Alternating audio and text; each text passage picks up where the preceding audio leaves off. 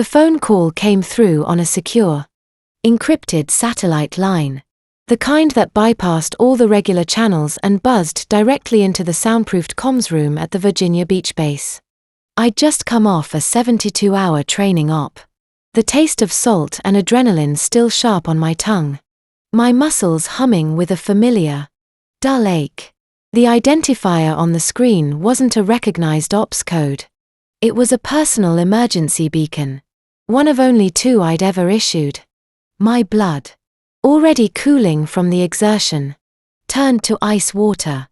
Sarah. The voice was a thin, cracked whisper, stretched over thousands of miles of static. It was Eleanor, my twin. But it sounded nothing like her. The vibrant, melodic lilt I'd known since birth was gone, crushed into a breathless, panicked tremor. Ellie, what's wrong? Are you safe? My grip on the handset tightened. My operator's brain instantly discarding fatigue. Running threat assessments. Home invasion. Accident. My mind flashed to images of London streets. Her townhouse in Chelsea. A choked sob answered me. I can't do this anymore. Sarah. He's going to kill me. I think he might really. Who? Ellie. But I knew. Of course I knew. Liam Cavendish. Her charming, devastatingly handsome, old money English husband. The hedge fund prince who'd swept her off her feet 3 years ago. I'd never liked him. There was a vacuum behind his eyes. A polished emptiness his tailored suits and easy smiles couldn't fill. I'd voiced my concerns. Gently at first, then more firmly after the wedding. It had caused a slight strain. A distance. She was in love. Building a new life. I was the overprotective, cynical sister with a dangerous job. We spoke less. Liam, she whispered. The name a curse. It's not just the shouting anymore. He pushes me. He grabs my arms. Last week. He hit me. Sarah. He said I embarrassed him at the Wentworth's dinner. I spilled my wine. It was an accident. The words tumbled out. Fractured. Haunted. He's got a girl. Maybe more than one. I found messages. He doesn't even hide it well anymore. He says awful things. That I'm useless. That no one would believe me. That he'd destroy you. Mum. And Dad if I ever. A cold, precise fury began to crystallize inside me. A familiar tool I knew how to wield. This wasn't battlefield anger, it was darker. More personal. Have you called the police? A sharp, bitter laugh. He plays golf with a chief superintendent. His family's name is on a wing of the local hospital. He told me if I ever dialed 999, he'd have me committed. Said he'd show them my erratic behavior, my history of anxiety. He's made sure all our friends see me as fragile. A bit of a mess. They'd believe him. They all adore him. Where are you right now? In a loo. At Harrods. He thinks I'm getting a facial. I have maybe 10 minutes. Sarah. I'm so scared. He's been talking about life insurance. Big policies. He made me sign forms. I didn't understand all of it. My mind was already moving. Plotting. Inserting a new objective into a world of soft targets and hard consequences. Listen to me very carefully. Eleanor. Do you have your passport? It's in the safe at home. He controls everything. Right. Okay. New plan. You're going to go home. You're going to act normal. However you have to. For exactly 72 hours. Can you do that? I don't know, you can. Because I'm coming to get you. I'm getting on the next flight to London. But I need you to be there. In the house. For 3 more days. Do not confront him. Do not argue. Be the Ellie he expects. Can you do that? A shaky breath. Yes. I think so. Good. I'm going to send you a secure link. A blank messaging app. You download it. You use it only to send me one thing, pictures. Of everything. Any bruise. Any document that looks odd. The safe. The alarm system. Your daily schedule. His schedule. Everything. Do it when you're sure you're alone. Then delete the app. We'll use burn phones when I'm in country. What are you going to do? The hope in her voice was a fragile, terrifying thing. What I'm trained to do. Ellie. I'm going to extract you. And then, I looked at my own reflection in the dark glass of the comms room window. My face. Her face. Separated only by the life choices we'd made. A dangerous, audacious idea, born of childhood mischief and adult rage, began to take shape. And then I'm going to give him a lesson he won't forget. 472 hours. Ellie. Be smart. I love you. I love you. 2. The line went dead. I stood there for a full minute. The silence in the room a physical pressure. The fury was no longer cold, it was a white-hot filament in my core. Liam Cavendish had made it personal. He'd moved a civilian. My civilian. Into a combat zone. This was no longer my sister's problem. It was my mission. Getting emergency leave was surprisingly easy. My CO. Commander Briggs. Took one look at my face as I stood ramrod straight in his office and didn't ask for details. He'd seen that look before. On operators about to dive into hell. Family? Was all he said. Signing the forms. Yes. Sir. Keep it clean. Walker. Whatever it is. The Navy doesn't need the headlines. Understood. Sir. The flight to Heathrow was 11 hours of focused, silent planning.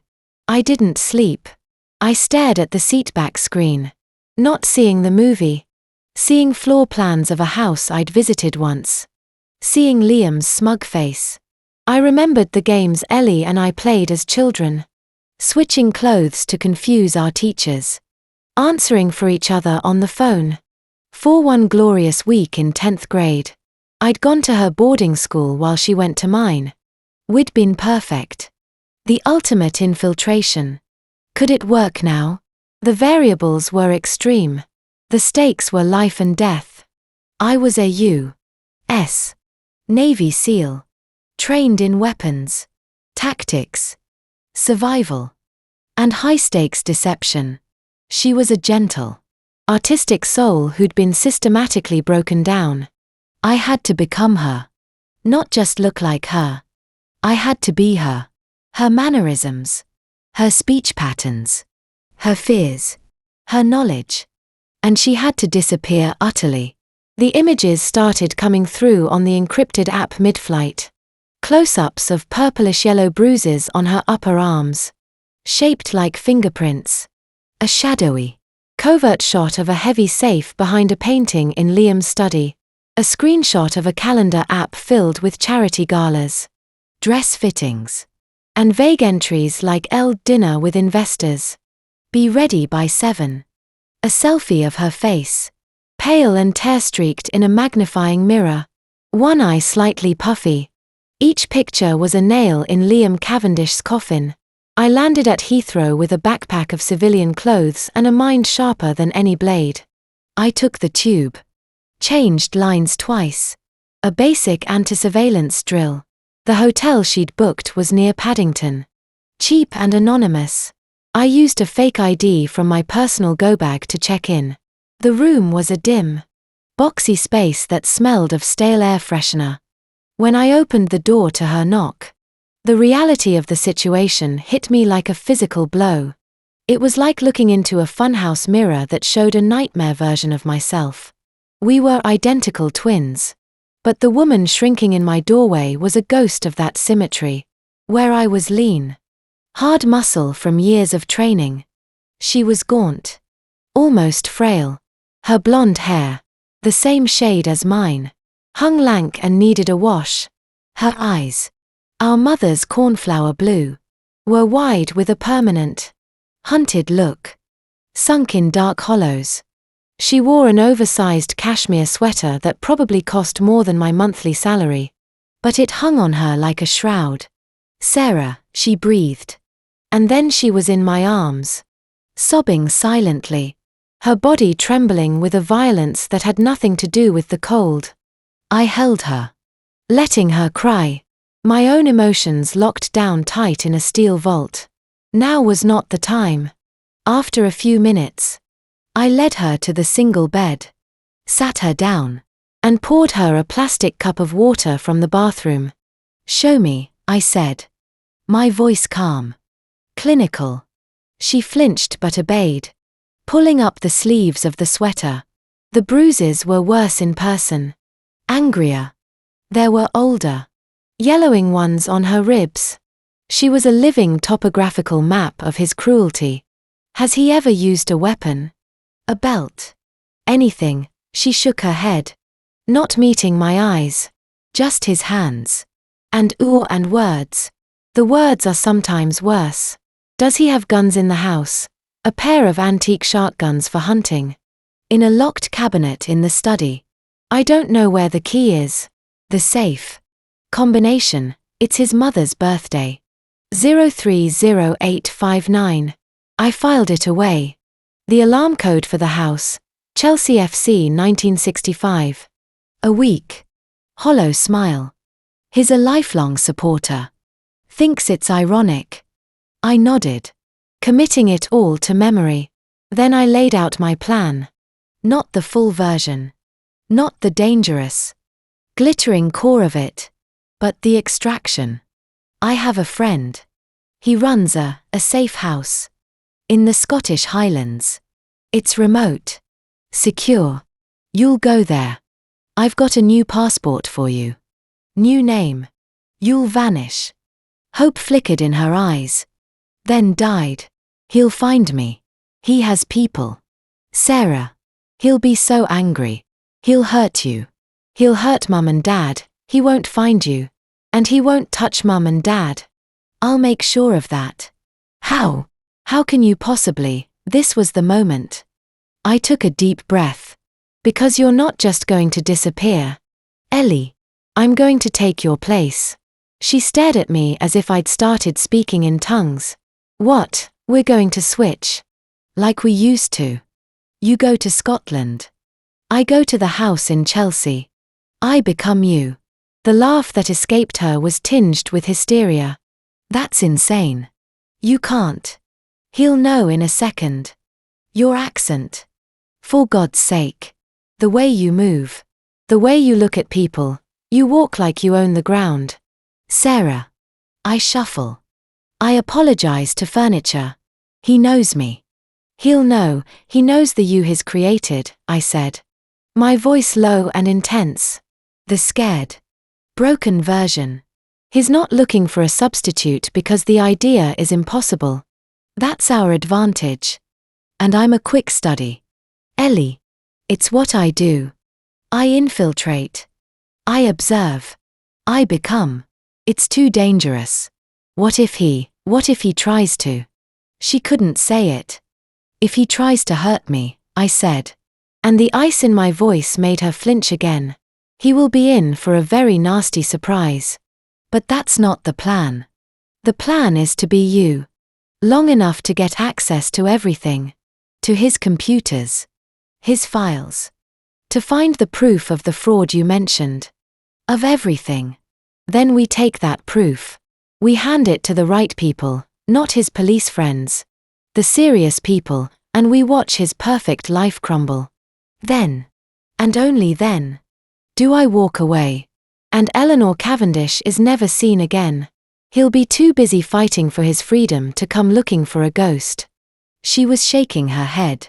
But I could see the idea taking root. A desperate weed of hope. The other woman. The social events. His friends. I have a book club on Tuesdays. I volunteer at the VA on Thursday afternoons. My therapist is on Friday mornings. He checks. He checks on everything. Then you'll teach me. Starting right now. We have 3 days before the switch. 72 hours to make me Eleanor Cavendish. It's impossible. It's a mission. And I don't fail missions. I took her hands. They were freezing. This isn't just running, Ellie. This is fighting back.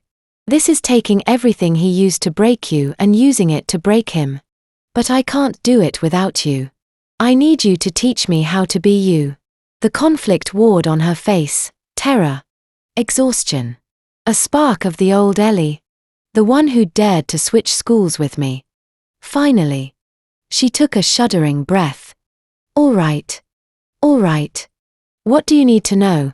The next 3 days were a crash course in a life that was alien to me. We stayed in the dingy hotel room. Curtains drawn. Living on takeaway and adrenaline. I recorded everything on a tiny digital recorder. Start with the accent, I said. Forget the posh London stuff. Your specific accent. The way you say bath and grass. She spoke. And I mimicked. Parroting phrases until my jaw ached.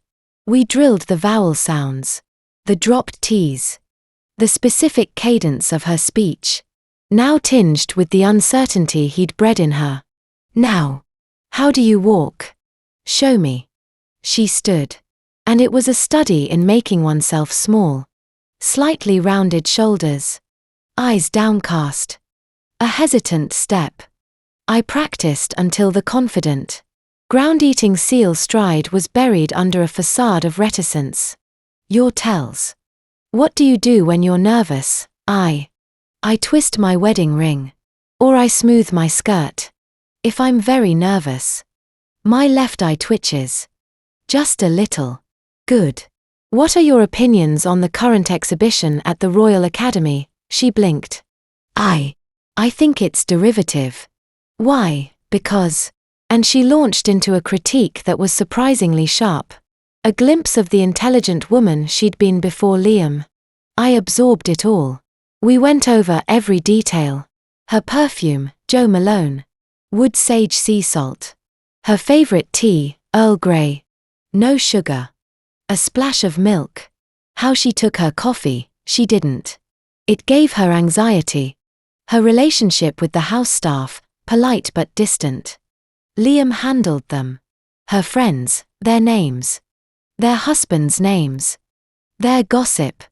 Their recent holidays. We rehearsed conversations. Liam. Darling. How was your day? I asked. In her voice.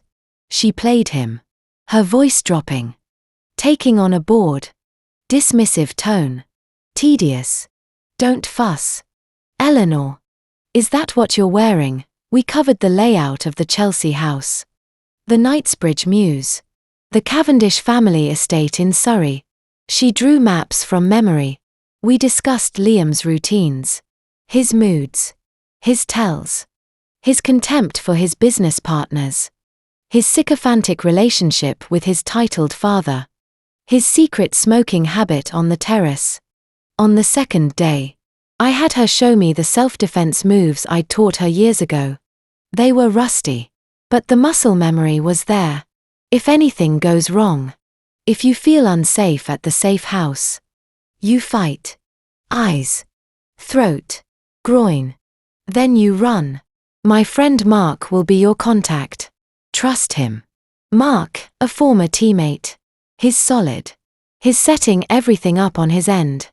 The reality of what we were doing settled over us. Heavy and silent. On the eve of the switch. We sat on the worn carpet. Backs against the bed. She looked at me. Really looked at me. For the first time. You're really going to do this? Aren't you? Yes. I'm scared. So am I. But I'm also angry. Use that. In Scotland. When you're scared. Get angry. It's better than being afraid. She nodded. A tiny, determined movement. What's the signal? If something goes wrong on your end, you won't hear from me for the first 48 hours. That's normal. After that, I'll send a daily all-clear text to Mark. A specific phrase. If you don't get the phrase, or if you get a different one, It means I'm compromised. Mark will move you. Immediately. No arguments. And for you. If you need out, I'll get myself out. I said it with more certainty than I felt. The plan was fraught with holes. Dependent on Liam's arrogance and my ability to act a part 24/7. The next morning, D-Day, was a study in surreal precision. We dressed in identical outfits, jeans, a simple black top, ballet flats, bought from a cheap high street store. We did our hair the same way. A simple ponytail. We applied minimal, identical makeup. Looking in the bathroom mirror, side by side. The external transformation was complete. We were mirrors again. But the eyes gave us away. Hers were still haunted. Mine were the eyes of a hunter. The switch happened in the public chaos of the British Museum. We entered together, lost in a school group, and split up near the Rosetta Stone. She went to the ladies' room carrying my backpack with her new identity inside. I went to a different one, carrying her expensive leather tote. Inside, I changed into one of her elegant dresses, applied her specific lipstick, spritzed on her perfume. I emerged as Eleanor Cavendish. Our eyes met one last time across the crowded Greek sculpture gallery. She gave a barely perceptible nod, her face pale but set. Then she turned and walked towards the exit, towards a black cab that would take her to King's Cross, to a train north, to freedom. I took a deep breath, the scent of wood sage sea salt filling my lungs. I picked up her phone from the tote. A text from Liam lit up the screen. Running late. Dinner at 8. Don't be dreary. I typed a reply, my fingers clumsy on the screen, mimicking her hesitant style, of course. See you at home. 11 walked out of the museum, into the London afternoon. The weight of her life settled on my shoulders. The fear, the schedules, the silent, beautiful prison of her marriage. I hailed a cab, giving the address in Chelsea in her soft, hesitant voice, as the cab pulled up to the elegant, white stuccoed Mews house. My heart was a steady, rhythmic drum in my chest, not from fear, from focus. The objective was clear: infiltrate, observe, gather intelligence, and neutralize the target. The parameters were just unconventional. I paid the driver, walked up the pristine steps, and used her key in the polished brass lock. The door swung open on silent hinges.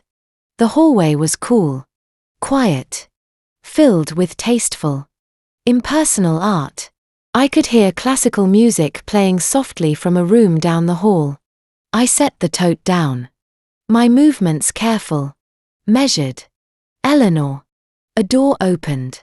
Liam Cavendish appeared at the end of the hall, shrugging on a tailored jacket. He was taller than I remembered, his blonde hair perfectly styled, his face a mask of handsome, casual indifference. His eyes swept over me. A quick, dismissive inventory. There you are. You're late. I said be ready for dinner. His voice was smooth, cultured, with an undercurrent of steel. I felt the instinct to stand straight, to meet his gaze with the cold assessment I'd give any hostile. I crushed it. I let my shoulders curl in slightly. My eyes drop to the polished floor. My fingers twist the heavy diamond on my left hand. Sorry, Liam, I murmured, the accent feeling strange yet perfect on my tongue. The traffic was awful. He made a sound of irritation, halfway between a sigh and a scoff. It always is. Well, come on. And for God's sake, try to smile tonight. The Fitzgeralds will be there, and I need Charles on side for the Hampshire deal. He turned and walked back towards the music, expecting to be followed. I stood for a second in the grand, silent hallway, the scent of lemon polish and old money in the air. This was it. The infiltration was complete. The hunt was on. I smoothed the skirt of my dress. A perfect, unconscious imitation of Eleanor's nervous gesture, and followed my husband into the lion's den. The first night was an exercise in sustained, agonizing control. Dinner was a silent, tense affair at a painfully trendy restaurant in Mayfair. The Fitzgeralds, Charles, a florid-faced man with the keen eyes of a predator, and his brittle, surgically enhanced wife, Penelope, were already on their second bottle of Burgundy when we arrived. Liam's demeanor transformed the moment we stepped into the private dining room. The cold impatience he'd shown at home vanished, replaced by a polished, charming bonhomie. He became the perfect host, the engaging raconteur, his hand occasionally resting on the small of my back in a gesture that felt possessive, not affectionate. "Eleanor, darling, you remember Charles and Penelope," Liam said, his smile not reaching his eyes as he pulled out a chair for me. I offered a small, hesitant smile, letting my gaze flicker to theirs and then down to the linen tablecloth. "Of course. Lovely to see you again." My voice was a soft murmur, exactly as Ellie had practiced with me. I remembered her notes. Penelope Fitzgerald loved to talk about her charity work with rescued greyhounds and despised modern art. Charles was obsessed with vintage cars and thought Brexit was the best thing since sliced bread. Dangerous topics. All. "Eleanor, you're looking pale," Penelope said, her head tilted, scrutinizing me over the rim of her wine glass. "That new diet still not agreeing with you," Liam answered for me, his laugh a smooth, dismissive sound. "Oh, Ellie's always been delicate, aren't you? My love. The doctors say it's just a touch of anemia. She's on a new course of iron." He placed a hand over mine on the table, his grip just a fraction too tight. A warning. "Don't speak out of turn." I made my fingers go limp under his. A gesture of submission. "Yes. Just a bit tired," I echoed, my voice barely audible. Inside, a cold fury was building. This was how he did it. In public. He built the narrative, fragile, sickly Eleanor.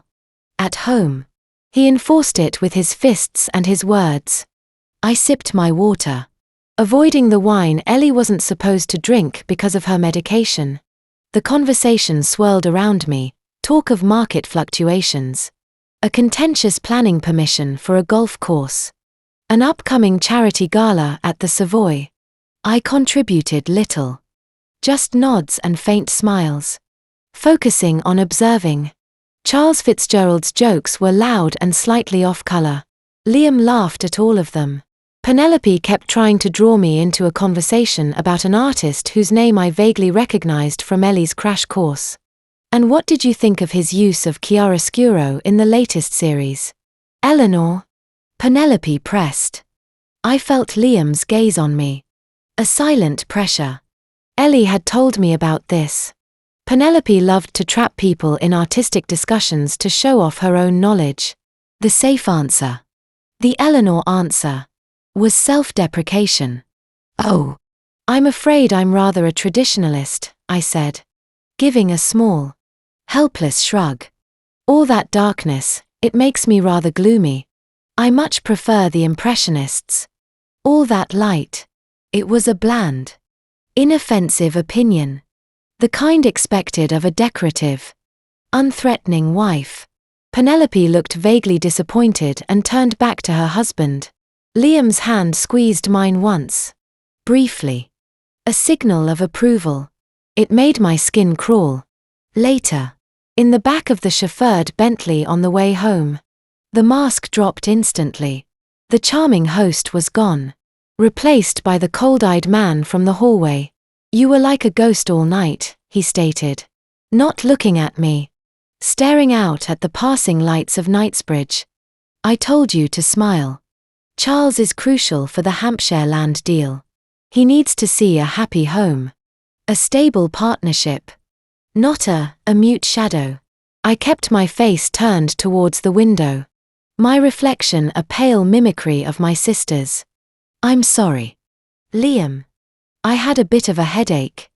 I used the slight, breathy tone Ellie employed when apologizing. You always have a headache, he muttered, the contempt dripping from his words. He didn't speak again until we were inside the house. He headed straight for the study, pouring himself a large scotch without offering me one. I have work to do. Don't wait up.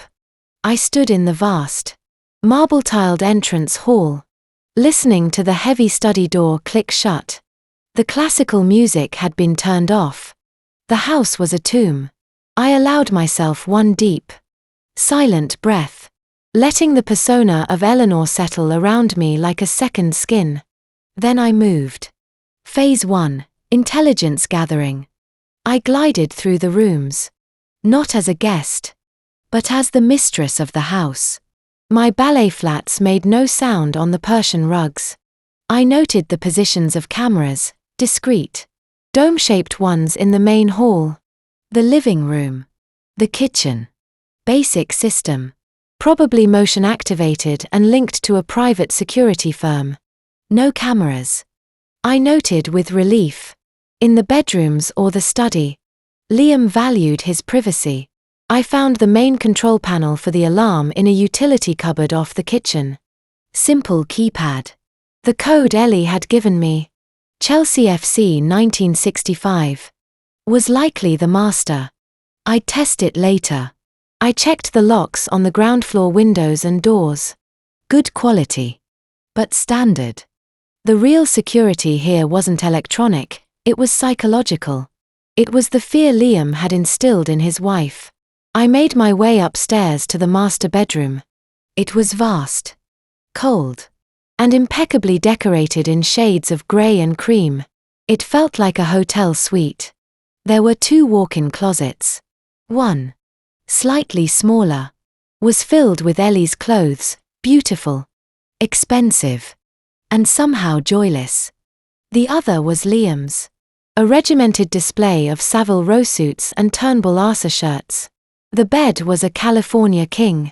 I checked the nightstands. On Liam's side, a sleek, expensive watch window, a leather-bound notebook, a Mont Blanc pen. On Ellie's side, a bottle of prescription sleeping pills, Halcyon. I noted a novel, bookmark halfway through, and a single photo in a silver frame. It was of the 2 of them, on their wedding day, smiling. Ellie's smile didn't reach her eyes even then. I opened the door to the ensuite bathroom. His and hers sinks. His was bare, save for a razor and expensive cologne. Hers was cluttered with lotions, potions, and makeup. I opened the medicine cabinet. More prescriptions, antidepressants, citalopram, anti-anxiety medication, Klonopin, all in her name. A perfect chemical portfolio to support his narrative of the unstable wife. Back in the bedroom, I approached the large window overlooking the private rear garden. The glass was thick, likely bullet-resistant. Paranoia or pragmatism? I saw a small, discreet keypad by the window frame. A separate alarm for the glass break sensors. I committed its location to memory. I changed into one of Ellie's silk nightdresses, the fabric feeling alien against my skin. Used to cotton t-shirts. I got into the enormous bed, lying rigidly on what I assumed was her side. The space between the 2 sides felt like a chasm. An hour later, I heard the study door open and close. His footsteps on the stairs. He entered the bedroom. Ignoring me, I kept my breathing even. Feigning sleep, I heard the sounds of him undressing. The clink of a belt. The soft thud of shoes. The bathroom light went on. Then off. The bed dipped as he got in on his side. He didn't touch me. The silence was heavy, oppressive. After a few minutes, his breathing deepened into the rhythmic pattern of sleep. I lay awake in the dark, my senses hyper-alert. The mission parameters were clear. But the environment was all wrong. This wasn't a hostile compound in a desert, it was a gilded cage in one of the most expensive neighborhoods on earth. The enemy wasn't a faceless insurgent, he was a man lying 6 feet away, whose financial and social power was a more effective weapon than any rifle. And my objective wasn't to capture or kill, not yet. It was to become a ghost in his own house. To learn his secrets. And to dismantle his life from the inside. I thought of Ellie, hopefully safe on a train speeding north towards Scotland. Was she sleeping? Was she terrified? I had to make this work. Failure wasn't an option. The next 3 days settled into a surreal, tense routine. I became a student of my own sister's life. Mornings began with Liam already gone, leaving for his gym and then his office in the city before I woke. A silent, efficient housekeeper named Mrs. Abercrombie arrived at 9, dusting and cleaning with a military precision. She addressed me as Madam with a tone of polite indifference. I responded with Ellie's timid smiles and minimal instructions. I used the mornings for my own training. I practiced walking like Ellie through the empty rooms, the slight shuffle, the hunched shoulders. I stood in front of her full-length mirror, working on her facial expressions, the quick, nervous smile that didn't reach the eyes, the way her brow would furrow in worry when concentrating on nothing at all. I read the book on her nightstand, a best-selling literary novel, trying to absorb not just the plot but how Ellie might have reacted to it. I tried on her clothes, learning how she moved in tailored dresses and high heels, a far cry from my cargo pants and boots. I explored the house with a purpose disguised as idle wandering. I confirmed the safe behind the dreadful modern painting in Liam's study, a heavy Chubb model. I didn't touch it. Not yet. Patience. I noted the locked cabinet for the shotguns. I found Liam's home office. A sleek space with a powerful desktop computer. It was password protected. Of course. A brute force hack was out of the question, it might trigger IT alerts at his company. I'd need to get the password another way. My afternoons were supposedly Ellie's social time. According to her calendar, she had a charity committee meeting for the Save the Children's Art Fund on Wednesday. I went, clad in a tasteful tweed skirt and pearl earrings, to a sunlit room in a grand Mayfair hotel. I was met by a chorus of Eleanor, darling, from a group of perfectly coiffed women. I smiled. I nodded. I made the correct, non-committal noises. I let a formidable woman named Lady Hargreaves dominate the conversation about fundraising targets. When directly asked my opinion on using a controversial artist for the auction, I demurred, citing my dreadful ignorance on modern art, echoing my line to Penelope Fitzgerald. It was accepted. I was invisible Eleanor. Agreeable Eleanor. It was exhausting.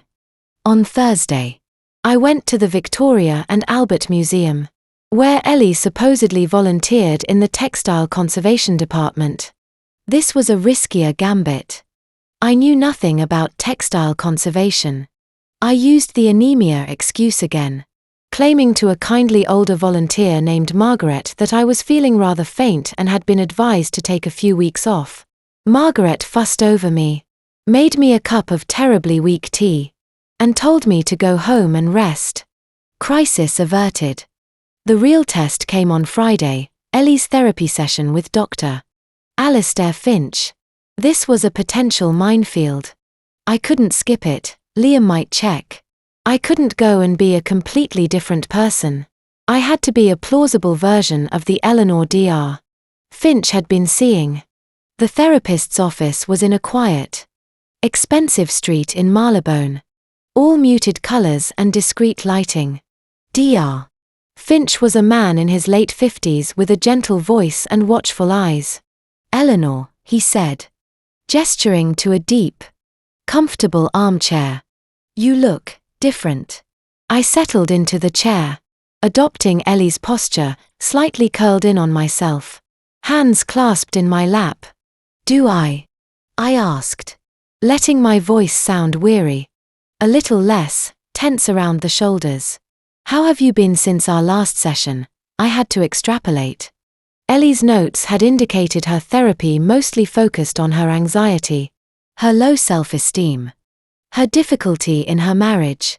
She was encouraged to see her own reactions as the problem, a classic technique for keeping a victim off balance. I thought darkly. It's been ups and downs, I said, looking at the abstract rug. Liam has been very busy with work. The Hampshire deal. It makes him stressed. And how do you feel when Liam is stressed? Dr. Finch asked, his pen poised over a notepad. I feel like I want to break his jaw. I bit the inside of my cheek. I feel like I'm a burden, that I should be doing more to help, to make things easier for him. But I just seem to make mistakes. I poured genuine emotion into it, the frustration of the mission, the fear for my sister, but channeled it into the lexicon of the victim. I spilled a glass of water last night. He wasn't angry, just disappointed. That's worse. Sometimes. Dr. Finch made a sympathetic noise. You're taking too much responsibility for his emotional state. Eleanor. We've talked about this. You are not responsible for Liam's stress levels.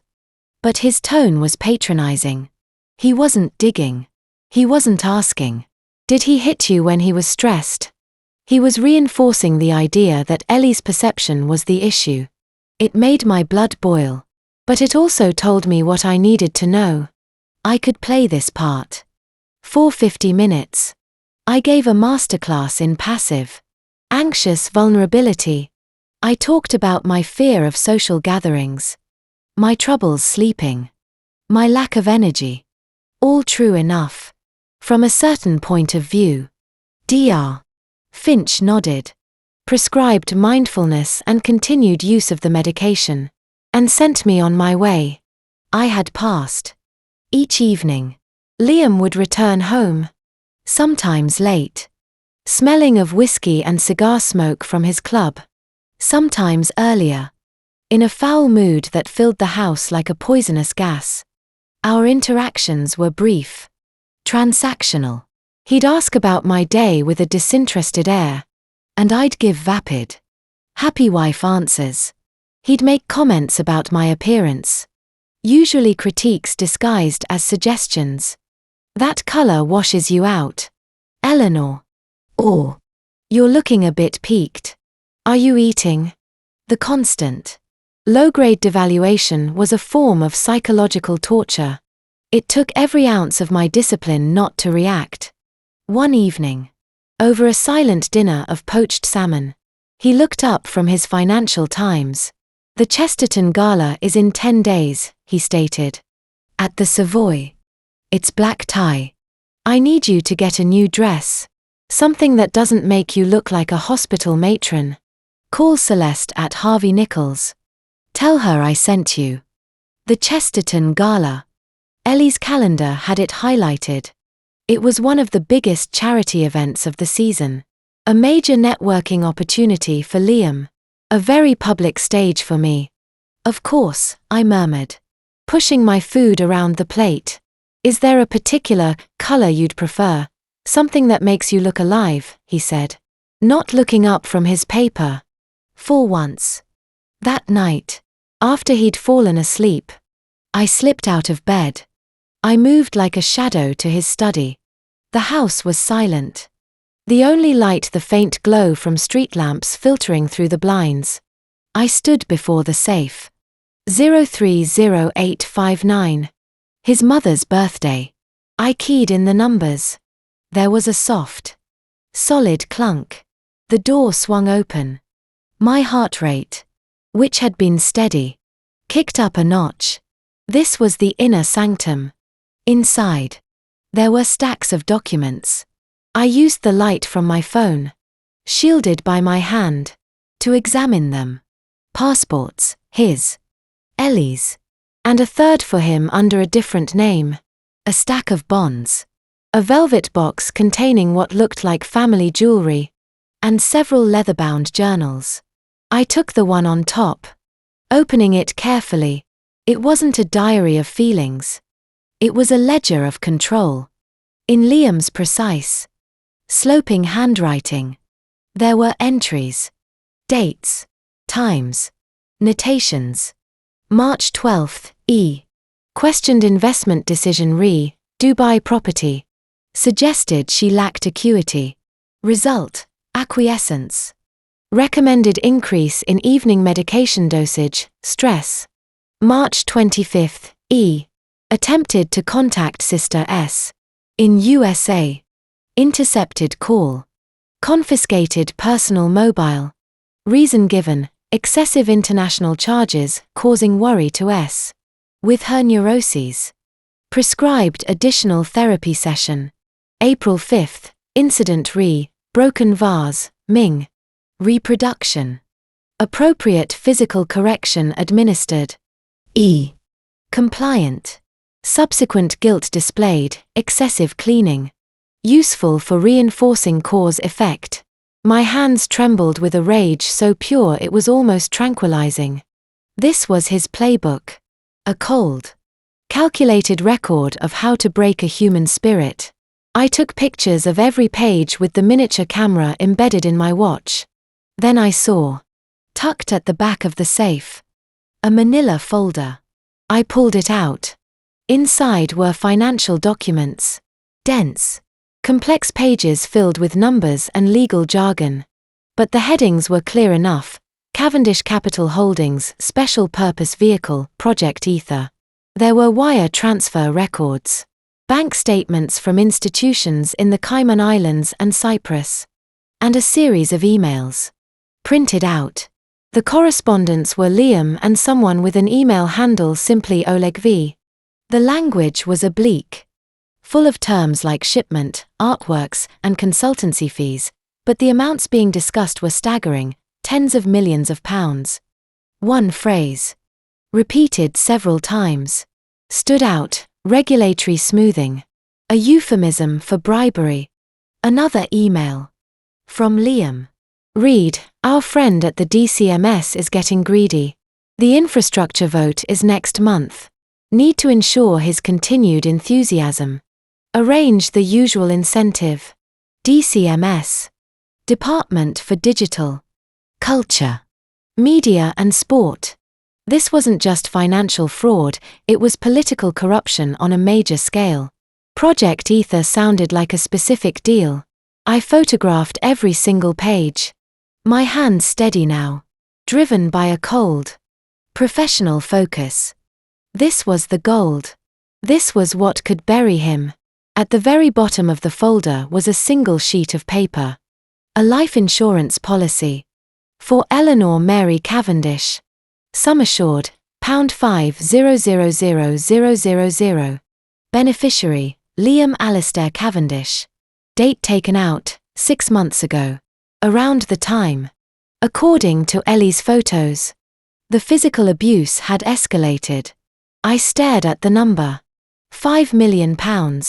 For a man of Liam's wealth. It wasn't a fortune. But it was a significant sum. A motive. Clear and cold. He wasn't just tormenting her for control. He was building towards a payday. An accident waiting to happen. I heard a floorboard creak upstairs. I froze. My senses straining. Nothing. Just the settling of an old house. But the risk was too high. I carefully, meticulously, returned everything to its exact position in the safe. I closed the door, spun the dial, and wiped it with my sleeve. I listened again. Silence. I slipped back to the bedroom. Liam was still asleep, his breathing deep and regular.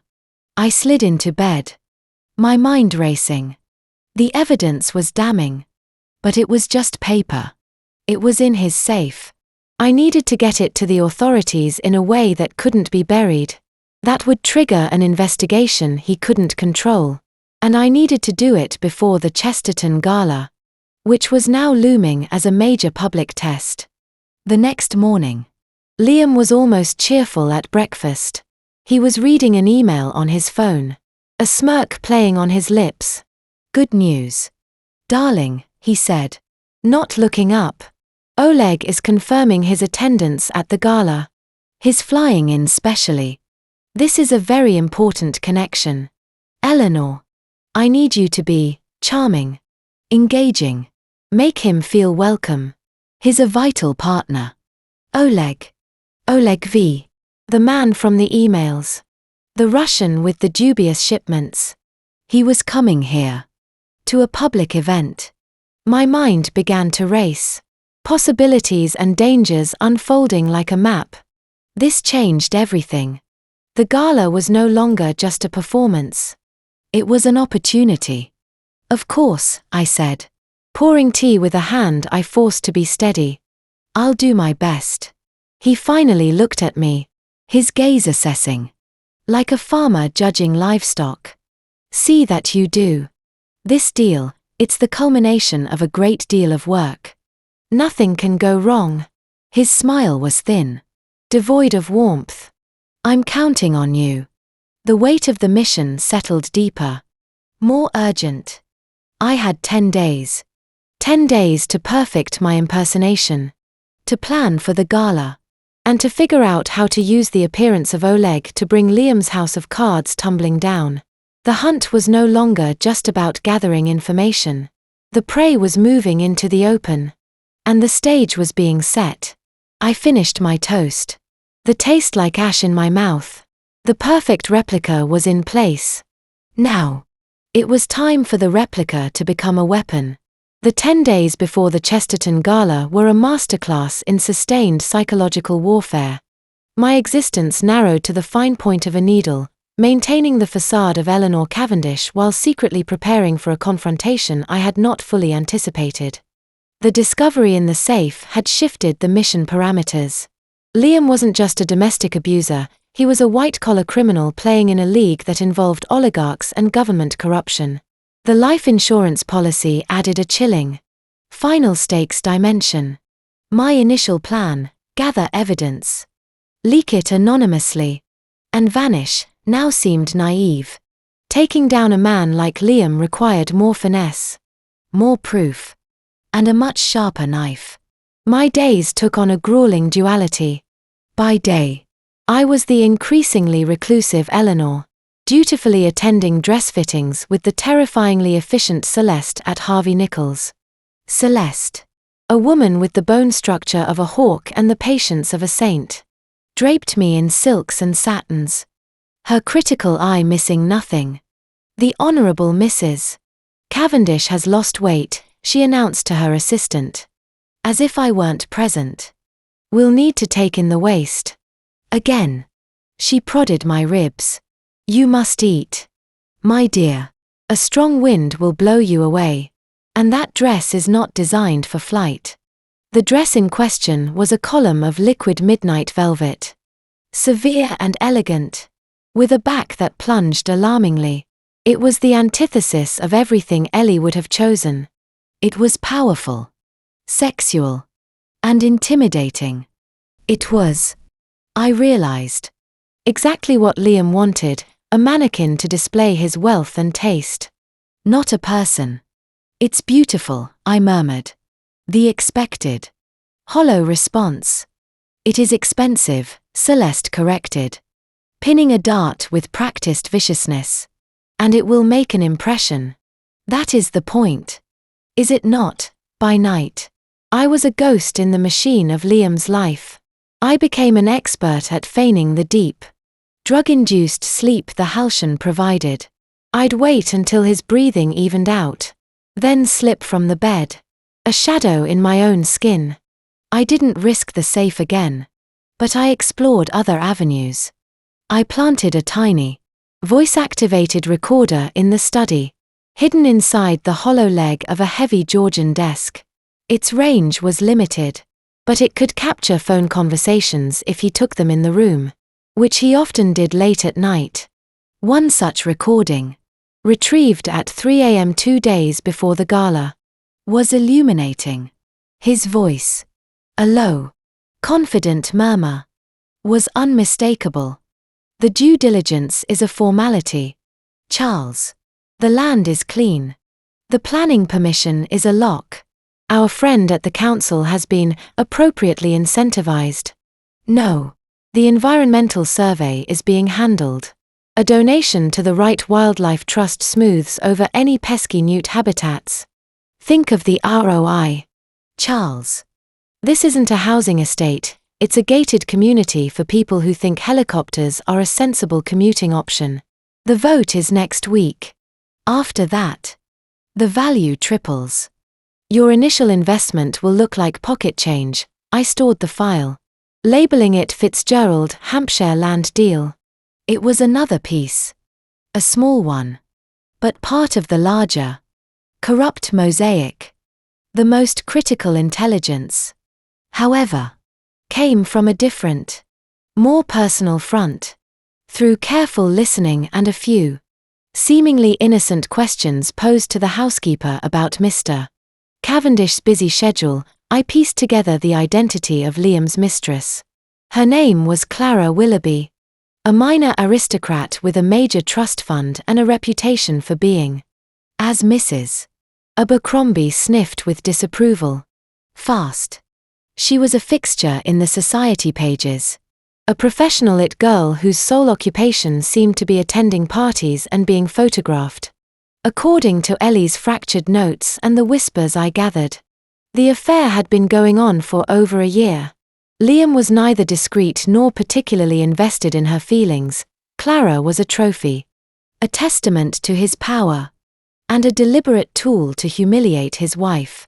I knew, with a cold certainty, that Clara would be at the Chesterton Gala. It was her natural habitat, and I knew Liam would use her presence to needle me, to reinforce my place. I had to be ready. The night of the gala arrived. Thick with attention I had to bury deep beneath layers of velvet and practiced subservience.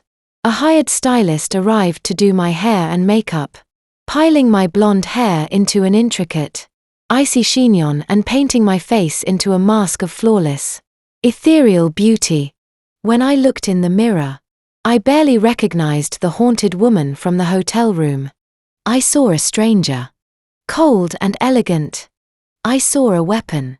Liam surveyed me in the grand hallway, his eyes conducting a slow, impersonal appraisal. He himself was a vision of patrician power in his bespoke tuxedo.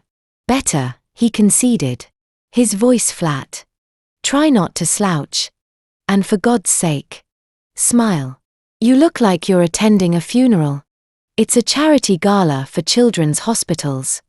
Liam, I said softly, keeping my gaze down as I adjusted a diamond bracelet. The mood is somewhat somber by nature. It was a tiny pushback. The kind a chastened but not entirely broken Eleanor might attempt. His eyes narrowed a fraction. A flicker of surprise at the minor correction. Just remember why we're there, he said. His tone a warning. Oleg Volkov is the priority. He's a serious man from a serious world. He appreciates directness and beauty. Be charming. Be attentive. But don't prattle on. He has no patience for idle chatter. Volkov? I asked, feigning ignorance, my heart rate ticking up. Oleg. Here he was. Russian. Private equity. He's a key investor in the Ether project. A £1 billion infrastructure fund. This gala is a convenient neutral ground for us to finalize some details. He straightened his cufflinks. He's bringing a companion. A Moshe. You'll entertain her. Of course, I said.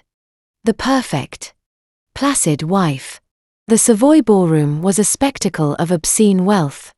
Crystal chandeliers the size of small cars glittered overhead, casting 1,000,000 prismatic lights over a sea of black tie, couture gowns, and jewels that could fund a small nation's debt.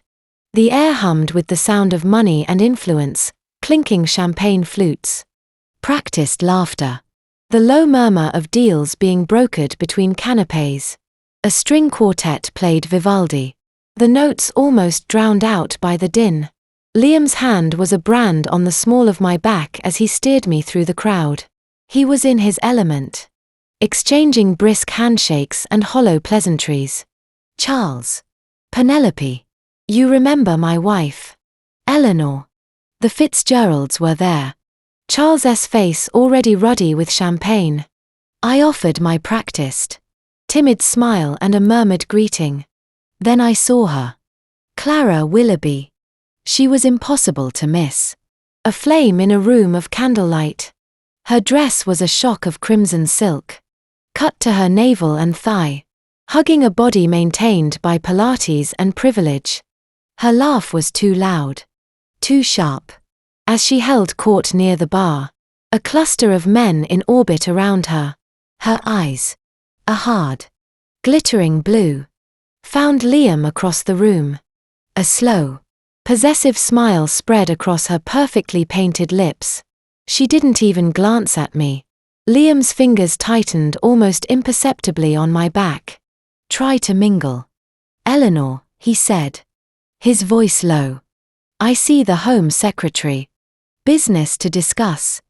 And with that, he was gone, striding towards a grey-haired man with the weary eyes of a career politician, leaving me adrift. I didn't have to wait long. Like a shark sensing blood in the water, Clara detached herself from her admirers and cut a path through the crowd towards me, a champagne flute held aloft like a scepter. Eleanor. Darling, she purred, her voice a study in faux warmth layered over pure malice. You look rested. That new Swiss clinic must have done wonders. Or is it just a marvelous filter on your phone? Her gaze swept over me, dismissing the expensive dress with a flick of her eyes. The women nearby, her coven of similarly polished piranhas, tittered. I felt the old, familiar rage, Sarah's rage, bubble up. The instinct to break her nose, to shatter that smug smile, was a physical pulse in my hands. I crushed it. I wasn't Sarah here. I was Eleanor. And Eleanor, according to Liam's ledger, was compliant, anxious, and easily cowed. But the Eleanor I was building, the one who had found a spine of steel in her sister's absence, couldn't just wilt.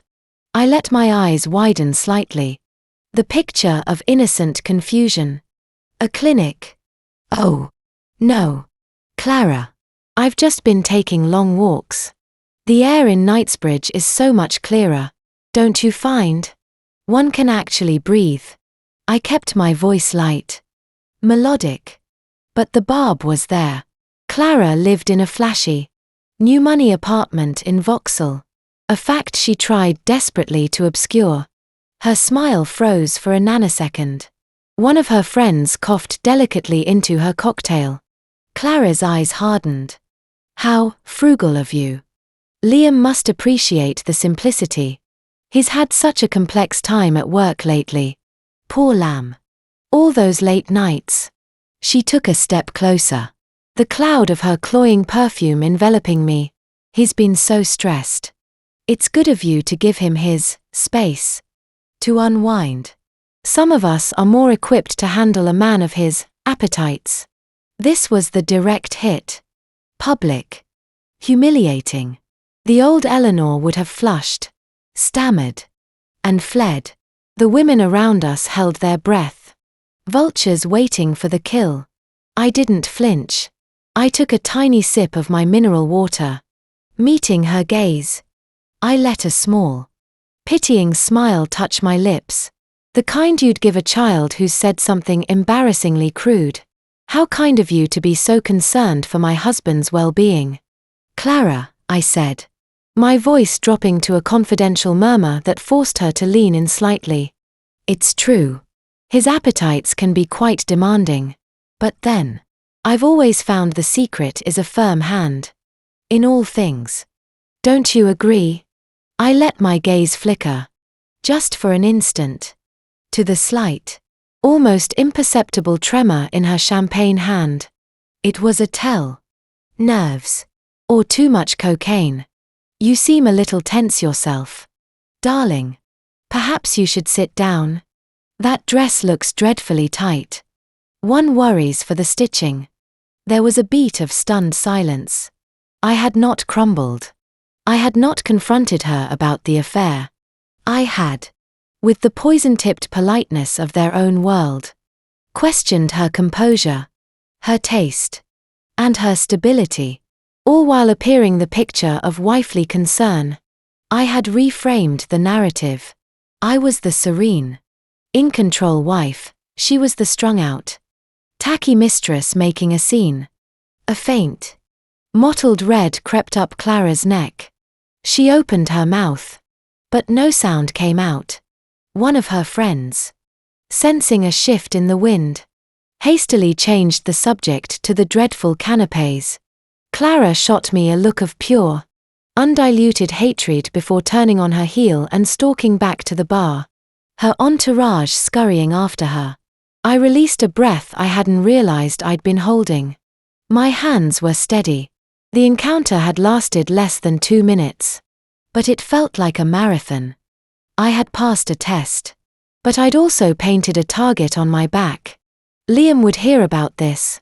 Speaking of Liam, I found him again near the auction tables, deep in conversation with a man who could only be Oleg Volkov. Volkov was exactly as I'd pictured, bull-like in stature, with a shaved head, a thick neck that strained his shirt collar, and eyes the color of a winter sea. He exuded a palpable aura of danger, a roughness that the Savoy's gilt and velvet couldn't soften. On his arm was a stunning, silent young woman, Moshe, who looked like a piece of exquisite, board sculpture. Liam saw me approach and seamlessly drew me into the circle. "Ah, Eleanor. My dear. This is Mr.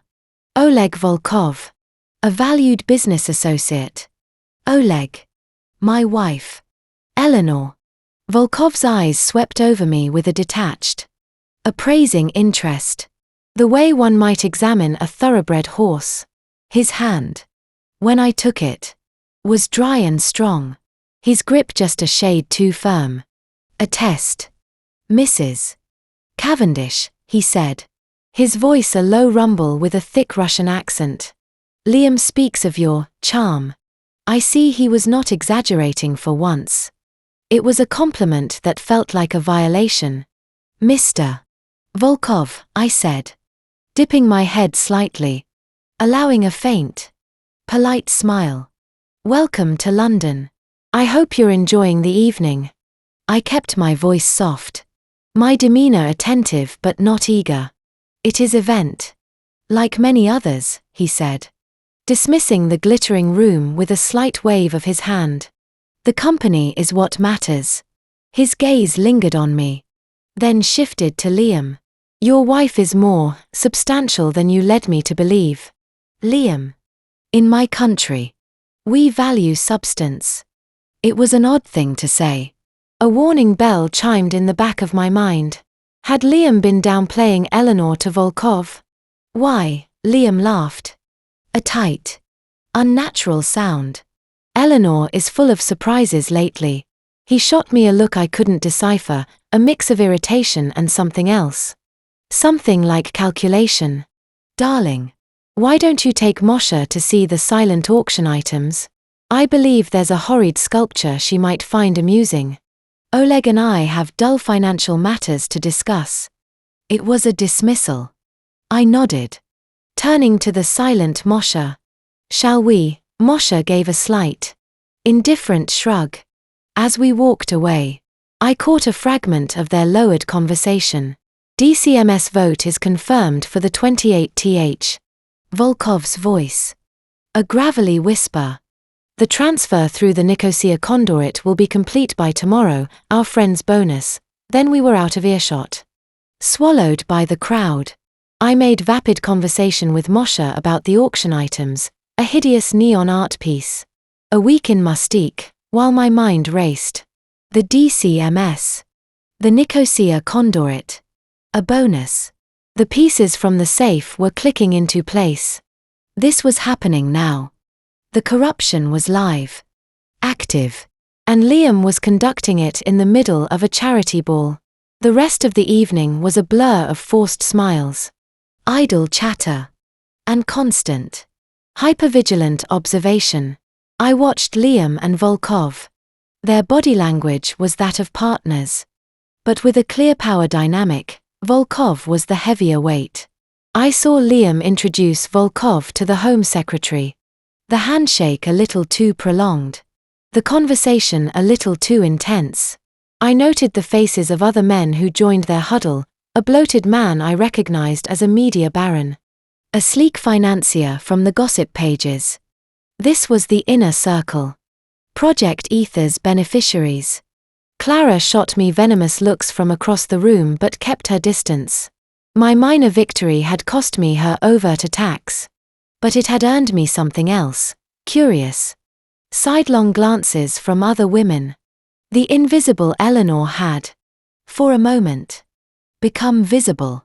It was a dangerous kind of visibility. The journey home was conducted in a thick, frozen silence. Liam stared out the window of the Bentley, a muscle working in his jaw. The charming host facade was gone, incinerated by some private fury. He didn't speak until we were inside the house. The heavy door closing with a final thud that echoed in the marble hall. He didn't turn on the lights. He stood in the gloom, illuminated only by the faint streetlight filtering through the fanlight. "What?" he said, his voice dangerously quiet. "Was that?" I was hanging my wrap in the closet, my back to him. I made my movements slow, careful. What was what? Liam, with Clara. He took a step closer. I could feel his presence behind me. A cold pressure. "I heard you were chatty." I turned, letting my face show confusion. I was polite. She seemed upset. I was concerned for her. I kept my tone neutral. "Innocent. Don't play the idiot with me, Eleanor," he hissed. Taking another step. The civility of the ballroom was gone. Stripped away. The man in front of me was the one from the ledger. The one who administered appropriate physical correction. "You embarrassed her. You made a scene." I didn't raise my voice, I said, taking a small, instinctive step back, hitting the closet door. It was an Eleanor move. A victim's move. She approached me. She was unkind. I merely defended myself. I let a hint of steel, of Sarah, seep into the last word. A mistake. His eyes narrowed. "Defended yourself?" He echoed the phrase as if it were in a foreign language. "Since when do you defend yourself?" He was very close now. The smell of his cologne and the whiskey on his breath filled the space between us. "You've been different lately. Quieter. Watching. And tonight. With Clara, that wasn't you. That was someone else." My heart hammered against my ribs. A frantic drum. Had I overplayed it? Had the glimpse of Sarah broken the surface? I dropped my eyes. A gesture of submission. "I'm just tired. Liam." The gala was overwhelming. "And Mr. Volkov is a very intense man. Oleg is a pragmatist," Liam snapped. But my deflection had slightly redirected his anger. "He expects certain things. Discretion. Reliability. He noticed you. He said you had a quiet fire." Liam said the words as if they were an accusation. "I don't need fire, Eleanor. I need embers. Controllable. Predictable warmth. Do you understand?" The metaphor was vile. I nodded, looking at the floor. "I understand. I'm sorry if I disappointed you." He was silent for a long moment, breathing heavily. I could feel the conflict in him, the urge to lash out, to reassert his dominance physically, warring with the late hour, the possibility of staff hearing, and the lingering echo of the successful evening with Volkov. The business. As always. 1. "See that it doesn't happen again," he said finally, his voice cold and flat. "Go to bed." I have emails to send. He turned and walked towards his study. Not looking back. I stood in the dark hallway, the adrenaline slowly leaching from my system, leaving me cold and clear-headed. The clash had happened. I'd drawn a line, however faint, and he'd noticed. The facade had developed a hairline crack. It was a risk. But as I walked up the stairs, a new resolve hardened within me. The crack wasn't just a vulnerability, it was an opening. He was suspicious. Off balance. A man off balance makes mistakes. And while he was watching the new, slightly defiant Eleanor, he might not be watching for the ghost in his safe. The listener in his study. The sister who was learning that sometimes, the most effective weapon wasn't a fist or a firearm, but the perfect, poisonous application of the truth. I changed out of the oppressive velvet dress in the dark bedroom. As I hung it up, my fingers brushed against the secret pocket I'd sewn into the lining. Empty now.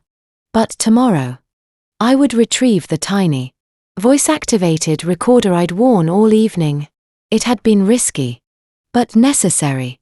I had a feeling the conversations I'd been close enough to capture, the fragments about DCMS, about Nicosia, about bonuses, might be the kindling I needed to start a very different kind of fire, one that would consume Liam Cavendish and all his works. The gala was over. The real battle had just begun. The morning after the gala dawned grey and drizzling.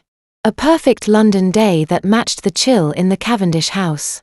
Liam was gone before I woke, leaving a note on the kitchen island written in his aggressive script, meeting with Oleg.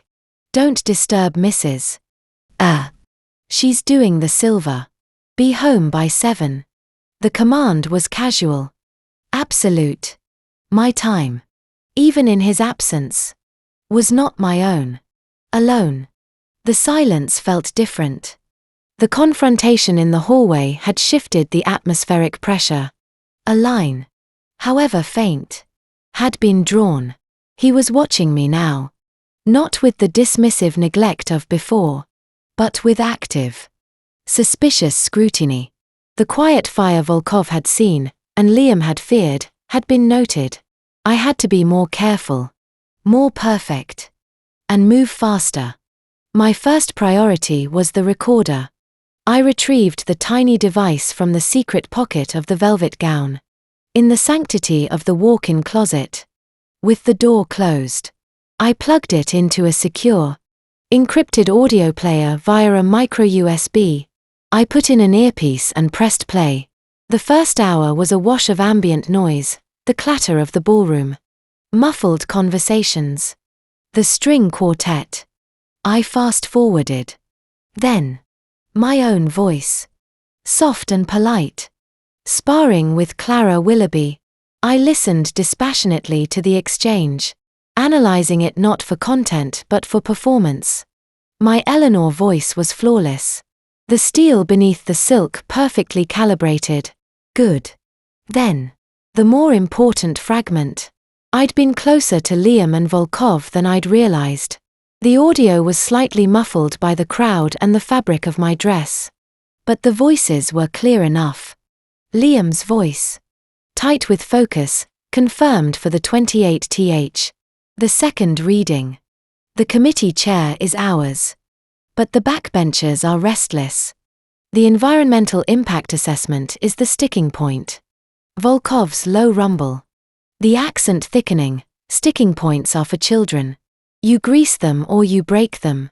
The report from your consultants in Bristol, it is ready, the final draft is being adjusted.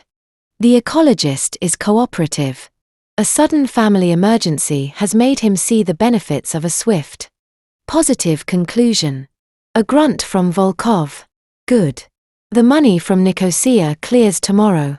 Your bonus for the DCMS parrot is attached. See he gets his seed. I want his squawking to be only in our favor when the vote comes. Of course. After the vote, the value of the land around the proposed rail spur will quadruple. Our acquisitions through the Cayman vehicle will be extremely profitable. Profit is the point. Moe drug. Do not lose focus. And your wife, my breath hitched. The recording crackled slightly. She is sharper than you said. That is not always bad. A sharp tool can be useful. But it must be held in a firm hand. Yes. Loose tools cut the one who wields them. Liam's reply was swift. Defensive. Eleanor is under control. She's just performing. For your benefit. She understands what's at stake. See that she does. Sentiment is a weakness. Business is business. Moshe found her, cold. But interesting. A puzzle. I do not like puzzles in my operations. Liam. I like clear accounts. The conversation shifted then to shipping lanes and container numbers. The jargon becoming impenetrable. I stopped the recording. My hands were steady. But a cold clarity had settled in my mind. This wasn't just white-collar fraud, it was industrial-scale corruption with a Russian enforcer at its heart. Bribery of a government official, the DCMS parrot. Subversion of an environmental report. Massive land speculation based on insider knowledge of a public infrastructure project, Project Ether. And I was now a variable in their equation. A sharp tool Volkov had noted. A puzzle he didn't like. The information was explosive. But the audio alone was circumstantial. DCMS parrot could be anyone. Grease them or break them was sinister but not illegal on its own. I needed the hard evidence. The emails. The transfer records. The doctored environmental report. I needed what was in Liam's study. The adjustment of the environmental report was the key. That was a clear, prosecutable crime, fraudulent misrepresentation. If I could find that draft, the comparison with the real data would be damning. And the bonus transfer, if I could trace it, it would be the smoking gun for bribery. But Liam's suspicion was a new, active threat. My usual window for exploration, the late hours after he'd taken a sleeping pill, might be compromised if he was lying awake. Watching. I needed a new opportunity. And I needed to allay his suspicions. Mrs. Abercrombie arrived precisely at 9. I gave her a WAN smile. Just the silver today. Please. Mrs. I'm afraid I'm feeling rather fragile after last night. I'll be in the sitting room. Trying to read. Please don't fuss. She gave a curt nod. Her expression suggesting that fragile was my default state and reading was a suspect activity. It suited my purposes. I spent the morning in the front sitting room. A book of poetry open on my lap. But my eyes were on the street. I was watching for Liam's car. For any unusual patterns. I also used the time to mentally map the day. Liam was with Volkov. That likely meant a long lunch. Possibly at a private club. It was a risk. But it might be the only substantial chunk of time I'd have the house truly to myself. Without the risk of him returning early from the office. At 11:17 a.m. My burner phone. Hidden inside a hollowed-out classic novel in my closet. Vibrated once. A text from the number I associated with my sister's protector. Mark. Delivery for E. Confirmed. Parcel safe. It was code. Ellie had arrived safely at the Scottish safe house. The message released a tension in my chest I hadn't fully acknowledged. One part of the mission was secure. Now. For the rest. I waited until I heard Mrs. Abercrombie vacuuming the upstairs landing. The roar of the machine would provide cover. I moved. The study door was, as usual, locked. I pulled 2 fine lockpicks from a seam in the waistband of my trousers. Ellie's clothes, with their meticulous tailoring, had plentiful hiding spots. The lock was a standard 5-pin tumbler, not a challenge. Within 20 seconds, there was a soft snick. I was in. I closed the door silently behind me. The room was dim. The grey daylight filtered through the slats of the wooden blinds. It smelled of leather, old paper, and Liam's cologne. I ignored the safe for now. First, the computer. I booted up the powerful desktop. A password prompt flashed. I tried the obvious, variations of his birthday. Ellie's birthday. Their wedding anniversary. The name of his racehorse. Nothing. I thought of the safe combination. His mother's birthday. I typed in the numerical version, 030859. The screen flickered. And the desktop loaded. A small, vindictive smile touched my lips. Arrogance. Using the same code for multiple points of entry. A fatal flaw. I inserted a high-capacity, encrypted USB drive. My fingers flew over the keyboard, navigating past the mundane financial software to the less obvious folders. I found a directory simply labeled Ether. Inside, a treasure trove. Spreadsheets detailing the land acquisitions in Hampshire through a dizzying network of shell companies with names like Minoan Holdings Limited and Spartan Ventures plc. There were scanned documents, planning applications, geological surveys, and there, a folder marked EIA Final, Environmental Impact Assessment. I opened it. 2 documents. One labeled EIA_or_data, PDF.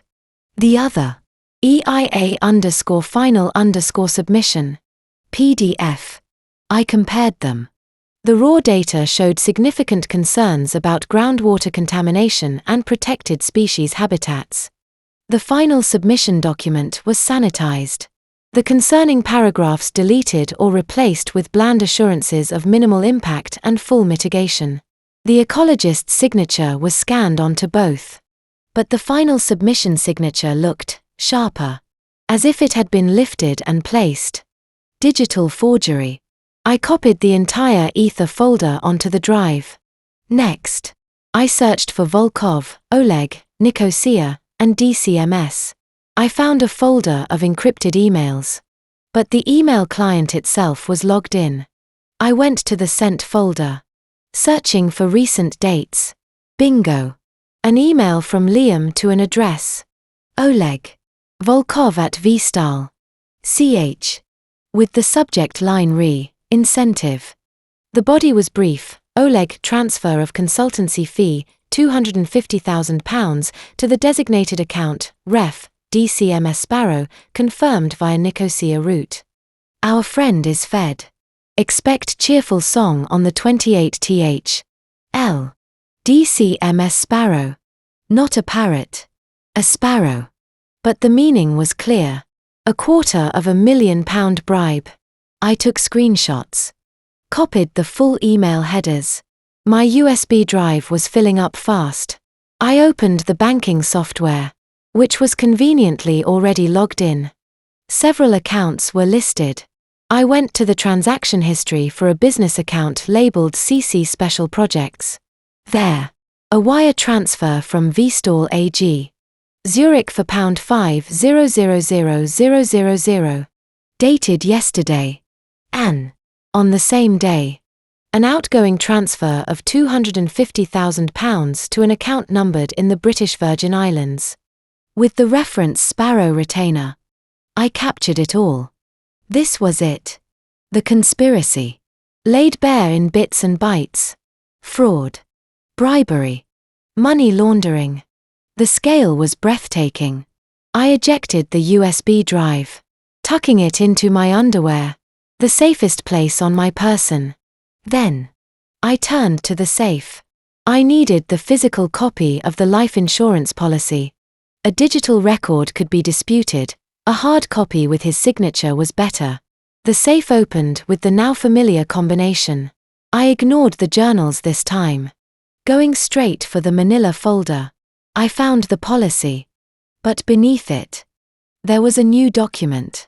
A single page. A clinic letterhead from a place in Zurich. It was a medical report. For Eleanor Cavendish. It detailed a diagnosis of severe treatment-resistant depression with psychotic features and a high risk of self-harm or accidental overdose. It was dated 3 weeks ago. Signed by a Dr. Emil Butcher, a doctor I knew Ellie had never seen. The diagnosis was a monstrous fiction, but a terrifyingly useful one. It was the next step in his narrative. Not just a fragile wife, but an insane, suicidal one. An accident or an overdose would be tragically predictable. The £5 million payout would be unquestioned. A fresh, clean wave of hatred washed over me. This was premeditation. This was murder in slow motion. I photographed the clinic report. Then, on impulse, I photographed every page of the most recent leather-bound journal. His own words would convict him. I was just returning the folder to its precise position when I heard it. The crunch of gravel on the driveway. My head snapped up. Liam's car. He was home. Hours early. Panic, cold and sharp, lanced through me, followed instantly by a hyper-focused calm. Procedures. I closed the safe door, spun the dial, wiped it with my sleeve. I darted to the computer. It was still on. I logged out, forced a shutdown. The screen went black just as I heard the key in the front door. I had seconds. I looked around the study. Everything looked normal. The lockpicks were in my hand. I couldn't leave the room locked from the inside. I'd have to pick the lock again to get out. And he'd be in the hall. Then I remembered the French windows. The study had a set that opened onto a small, walled terrace at the side of the house. They were usually locked and alarmed. I rushed to them, disengaging the simple bolt. The alarm keypad was by the door. I punched in the code for the glass break sensors, a variant of the main code Ellie had guessed, Chelsea FC 1966. A soft beep confirmed the zone was disarmed. I slid the door open just enough to slip through, closing it silently behind me. I was outside, in the damp, narrow space between the house and the high brick wall. I heard the front door open and close. Liam's footsteps on the marble floor. I crouched, motionless, behind a large terracotta pot containing a dead hydrangea. Through a gap in the blinds, I saw him enter the study. He paused, looking around. Did he sense something? The displaced air? A scent. He walked to his desk, placing a hand on the computer tower, checking for warmth. It had only been off for a minute. It might still be warm. He frowned, then shook his head, as if dismissing a notion. He went to the drinks trolley and poured a large whiskey, downing it in one go. His body language was agitated, not like his usual controlled self. The meeting with Volkov must have been stressful. He stood there, his back to the window, staring at the safe. My heart thumped against my ribs. If he opened it now, would he notice the folder was a millimeter out of place? The journal not perfectly aligned. He didn't move towards the safe. Instead, he pulled out his phone and made a call. "It's me," he said, his voice tense. "I need you to do a full sweep. The house. Her phone. Everything." "Yes. I know it's paranoid. Just do it. Something's off." "No. Not the police. A private consultant. Discreet. Today if possible." "Good." He hung up. A sweep. He was having the house swept for bugs. And her phone, my phone, monitored. The danger level had just skyrocketed. My careful infiltration was on the verge of being discovered by professional counter-surveillance. I had to assume the recorder in the study desk leg would be found. It was untraceable to me. But its presence would confirm his suspicions that he was under observation. He would lock down further. I needed to get back inside, into my Eleanor role, before he came looking for me. But I was locked out on the terrace. The French window was now locked from the inside. I looked up. The wall was sheer. But above the study window was a small, decorative ledge. And above that, the slightly open window of a guest bathroom. Assessing the distance. The handholds. It was a short climb. 10 feet at most. Doable. But in a silk blouse and linen trousers. In the drizzling rain. With no gear. Risky. A fall would be hard to explain. I was trying to prune the dead hydrangea from the terrace. Darling. And I slipped might not fly. I heard movement inside. Liam was leaving the study. His footsteps receded down the hall. Towards the kitchen. Now or never. I reached up. My fingers finding a purchase in the aged mortar between the bricks. I pulled. Bracing my feet against the wall. My muscles, hardened by years of brutal training, responded smoothly. In 3 swift, silent movements, I was on the narrow ledge, balancing precariously. The guest bathroom window was sash, open a few inches at the bottom. I pushed it up slowly, the old wood protesting with a faint squeak. I froze. Listening. Nothing. I hauled myself through the window, rolling onto the tiled floor of the dark bathroom. I lay there for a moment, catching my breath, listening. The house was silent. I stood, straightened my clothes, ran a hand through my damp hair. I looked in the mirror. A few smudges of dirt on my cheek, a leaf fragment in my hair. I cleaned up quickly, flushed the toilet for cover noise, and opened the bathroom door. I walked calmly downstairs, adopting the slightly weary shuffle of Eleanor. I found Liam in the kitchen, staring into the open refrigerator, a bottle of mineral water in his hand. "Oh, Liam. You're back early," I said, my voice lightly surprised. "I was just lying down. One of my headaches." He turned, his eyes scanning me with an intensity that was new. They lingered on my hair, still slightly damp at the temples from the drizzle. "Were you outside, just on the back terrace for a moment? For some air?" The rain had almost stopped. I moved to the kettle. "Would you like some tea?" "No." He continued to stare. "You're flushed." "Am I?" "The walk up and down the stairs." "I suppose." "And the headache?" I touched my temple. A practiced gesture. "Did your meeting go well?" "Well enough," he said, his voice non-committal. He took a long drink of water, his eyes never leaving me. Volkov is a demanding partner. He expects total commitment, total focus, and total loyalty from everyone involved. The last word was weighted. "I'm sure he values your partnership immensely," I said, turning to get a teacup.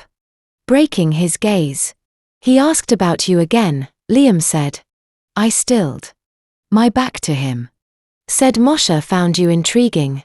Wondered about your background." I turned slowly. The picture of mild confusion. "My background? I'm afraid I wasn't very engaging company for her. I'm not very good with strangers. You know that." "Do I?" he said quietly. He took a step forward. "Sometimes I wonder what I know. Eleanor, you seem full of surprises lately. The other night with Clara. Today, you have the energy to take the air. Despite a crippling headache." He reached out, and I forced myself not to flinch as he brushed a strand of hair from my forehead, his fingers lingering near the barely there smear of dirt I'd missed. "You even have a bit of the garden on you. What were you doing?" Wrestling with the rose bushes, his touch was like ice. His suspicion was a palpable force in the room. The private investigator was coming. The sweep. I was running out of time. I gave a small, shaky laugh. Looking down. I tripped on the step. It's still a bit slippery. I'm such a klutz. I used the old, familiar script. The helpless Eleanor. "I'm sorry if I embarrassed you with Clara. Or with Mr. Volkov. I just." I want to be a good wife to you. To help with your important work. I know I'm not clever with business. But I'm trying. The performance, the downcast eyes. The tremor in the voice. The self-deprecation, seemed to reach him. The aggressive suspicion in his face softened marginally, replaced by a more familiar contempt. The narrative was reasserting itself. Silly. Clumsy. Anxious Eleanor. Trying too hard and failing. He dropped his hand. Just stick to what you're good at. Darling. The decorating. The charity committees. Leave the business to men who understand it. He sighed. As if burdened by my very existence. I'm going to work in the study. Don't disturb me. We have guests for dinner at 8. The Steinbergs. Try to be coherent. He left the kitchen. I leaned against the counter. The facade of weakness dropping. Leaving only cold calculation. The near discovery in the study. The order for a sweep. The heightened suspicion. It was a cascade of threats. The game had changed. It was no longer a slow, careful infiltration. It was a race. I had the evidence on the USB drive, burning a hole against my skin. But getting it to the right authorities, bypassing Liam's friends in the police and government, was now a critical problem. I couldn't just post it. It could be intercepted. I needed a secure, trusted conduit. I needed an ally inside the UK. Mark was a facilitator, a protector.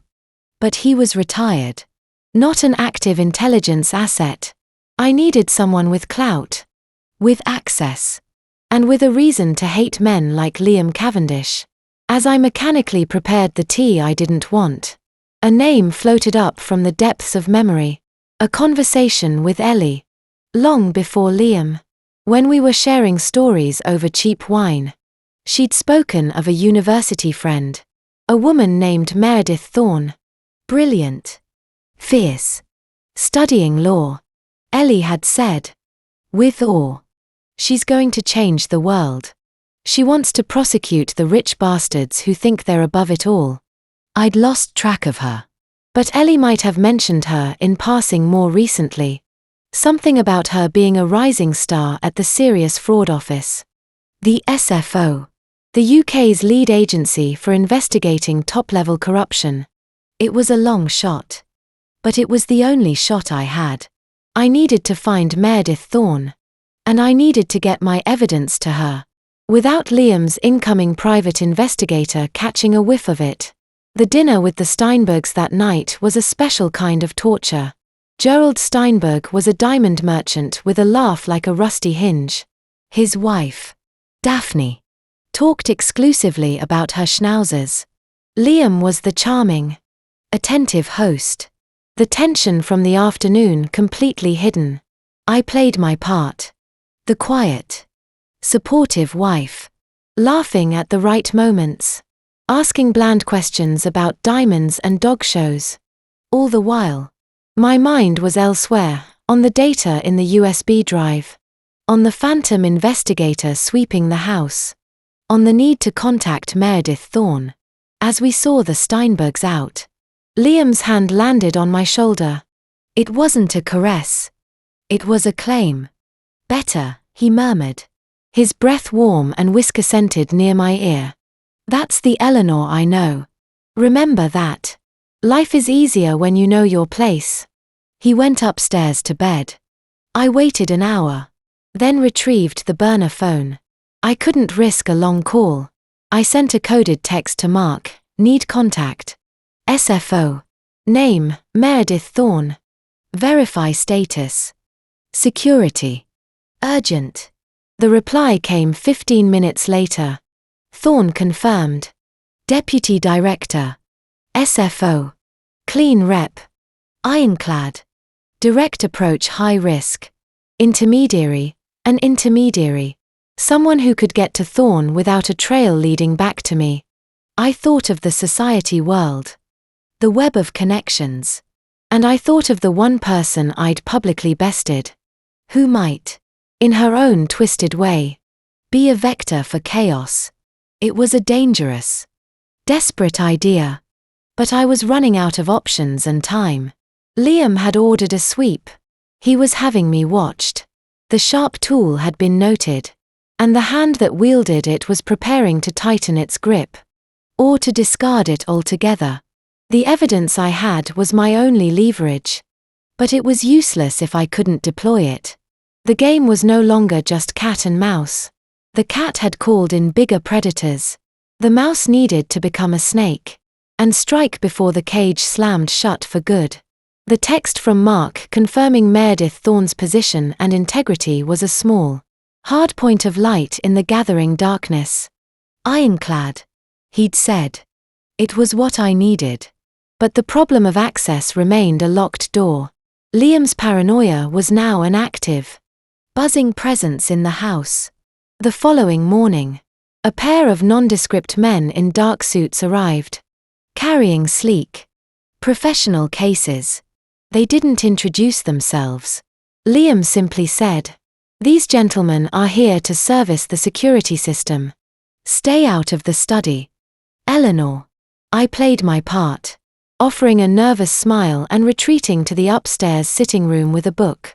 From the window, I watched one of them sweep a long, wand-like device over the exterior walls, while the other worked inside. They were good. Thorough. They'd find the recorder in the study leg. It was a sacrificial device, meant to be found if needed, to feed Liam's paranoia and perhaps make him overconfident. It contained only the audio from the gala. Nothing more. Let him think that was the extent of the intrusion. The sweep took most of the day. When the men left, Liam summoned me to his study. The room felt different. Violated somehow. Even though I was the one who had violated it first. He was standing by the cold fireplace, holding the tiny, black recorder between his thumb and forefinger as if it were a dead insect. "Look what they found," he said. His voice deceptively soft. He placed it on the mantelpiece. A listening device. In my own home. I let my eyes widen. Genuine shock easy to conjure. My God. Liam. Who would? Is it the press? Because of the Hampshire deal? Those awful tabloids? I infused my voice with a wife's concerned indignation. His eyes pinned me. The press doesn't use equipment this sophisticated. This is professional grade. Or close to it. He took a step closer. Who have you had in this house? Eleanor? The decorator? The florist? That new masseuse you insisted on? I wrapped my arms around myself. A defensive, Ellie-like gesture. No one unusual. Just the usual people. Mrs. Abercrombie. The delivery boys. Liam. You're frightening me. Good, he said. The word a slap. You should be frightened. Someone is watching us. Listening to us. This is a direct threat to my business. To our livelihood. To you. He used the last part as a weapon, implying my safety was tied to his success. From now on, you are not to speak to anyone about my work. Not a word. Not even to your dreary friends at the charity shop. Do you understand? Yes. Of course. Absolutely. And we're leaving London for a few days. I've decided we need to get away. The gala. This incident, it's too much. We're going to Surrey. To the family estate. Some quiet. Some privacy. He said it like a pronouncement, but his eyes were watching for my reaction. Surrey. The Cavendish family manor. Isolated. No staff except a daytime caretaker who lived in the village. According to Ellie's maps. No neighbours within sight. A gilded cage in the countryside. With the locks on the inside. This wasn't a retreat, it was an extraction. He was removing me from the environment where I might have contacts, however feeble, and placing me in a controlled zone. A testing ground. Or a killing field. That sounds lovely, I managed. forcing a note of hesitant pleasure into my voice. When, now? Go and pack. A few days' worth. Casual things. We'll leave within the hour. An hour gave me no time to plan. To warn Mark. To prepare. It was a tactical maneuver. And an effective one. I packed a small suitcase, making sure to include sturdy walking shoes and practical clothes alongside the floaty dresses Eleanor would be expected to wear. I also packed the burner phone, carefully sealed in a waterproof bag and hidden in a false compartment I'd fashioned in the lining of the suitcase. It was a risk, but being completely cut off was a greater one. The drive to Surrey was conducted in a thick silence. Liam drove the Range Rover himself, his hands tight on the wheel, his profile grim. The green hedgerows and rolling hills of the home counties, usually a picture of pastoral calm, felt like the walls of a deepening labyrinth. Cavendish Manor was not a cozy cottage. It was a sprawling, honey-coloured stone edifice that spoke of centuries of unassailable privilege. It sat in a manicured valley, surrounded by ancient oak woods and bordered by a lazy, willow-lined river. It was beautiful. And utterly silent. The caretaker, an old man named Mr. Hodges, had left a key under a pot and the Aga on, as instructed. The house was cold, dusty, and smelled of beeswax and neglect. Hodges will be in tomorrow to see to the grounds. But otherwise, we're alone, Liam said, carrying his bag inside. Perfect. The word hung in the vast, flagstoned entrance hall. Perfect. For what? The first evening was unnervingly quiet. We ate a simple meal of things brought from London. Liam was preoccupied, checking his phone constantly, the glow of the screen illuminating his frowning face. He received a call and took it in the library, closing the heavy oak door firmly. I cleared the plates, the clatter of china echoing loudly in the silent, cavernous kitchen. The isolation was absolute. A physical weight. Later, as we prepared for bed in a chilly, grand bedroom with tapestries on the walls, Liam finally spoke, his back to me as he undressed. I've been thinking about us, about the distance that seems to have grown. I was brushing my hair at an antique dressing table, watching him in the mirror. Oh, this life, the pressure, it's hard on a marriage. I know I haven't always been present. He turned, his expression attempting something like contrition. It didn't reach his eyes. I want to reconnect. Properly. Just you and me. No London. No distractions. Tomorrow, we'll go for a proper walk. In the woods. It's been years since we did that. A walk in the woods. Alone. The words triggered every alarm bell in my tactical brain. It was a classic isolation play. But refusing was not an option for Eleanor. That sounds nice, I said softly. Good. It's settled. Now, come to bed. You look exhausted. I lay awake long after his breathing deepened, listening to the unfamiliar sounds of the old house, creaking timbers, the scuttle of some small animal in the walls, the sigh of the wind in the chimneys. The USB drive, with all its damning evidence, was sewn into the waistband of the trousers I'd worn to travel. It was on me. Always. The burner phone was in the suitcase, but I dared not retrieve it with him in the room. I felt blind. Cut off. The manor wasn't just a location, it was a stage being set. And I didn't know the script. The next morning dawned bright and clear. A cruel parody of a perfect English summer day. Liam was almost jovial at breakfast, making toast and strong coffee. He talked of the estate's history, of the excellent pheasant shooting, of the river where he'd learned to fish as a boy. The performance was meticulous. The charming, attentive husband, making amends. After breakfast, he went to a locked gun cabinet in the panelled hallway. He took out a key, unlocked it, and withdrew 2 shotguns, a beautifully matched pair of Purdy's. He broke one open, checked it was unloaded, and handed it to me. Here. You used to enjoy a little clay shooting. Remember? Before you got so nervous about everything. I took the cold, heavy weight of the gun. Ellie had mentioned shooting. Years ago. As part of the country set life she'd been absorbed into. She'd been moderately competent but disliked it. I, on the other hand, was qualified on a dozen weapon systems. A shotgun was a blunt, brutal tool. I held it with the awkward, careful grip I imagined Ellie would use. I'm very rusty. Liam. Nonsense. It's like riding a bike. We'll just carry them. For the look of the thing. This is proper shooting country. He slung a canvas bag over his shoulder, which presumably contained cartridges. The fact that he'd loaded the bag, out of my sight, did not escape me.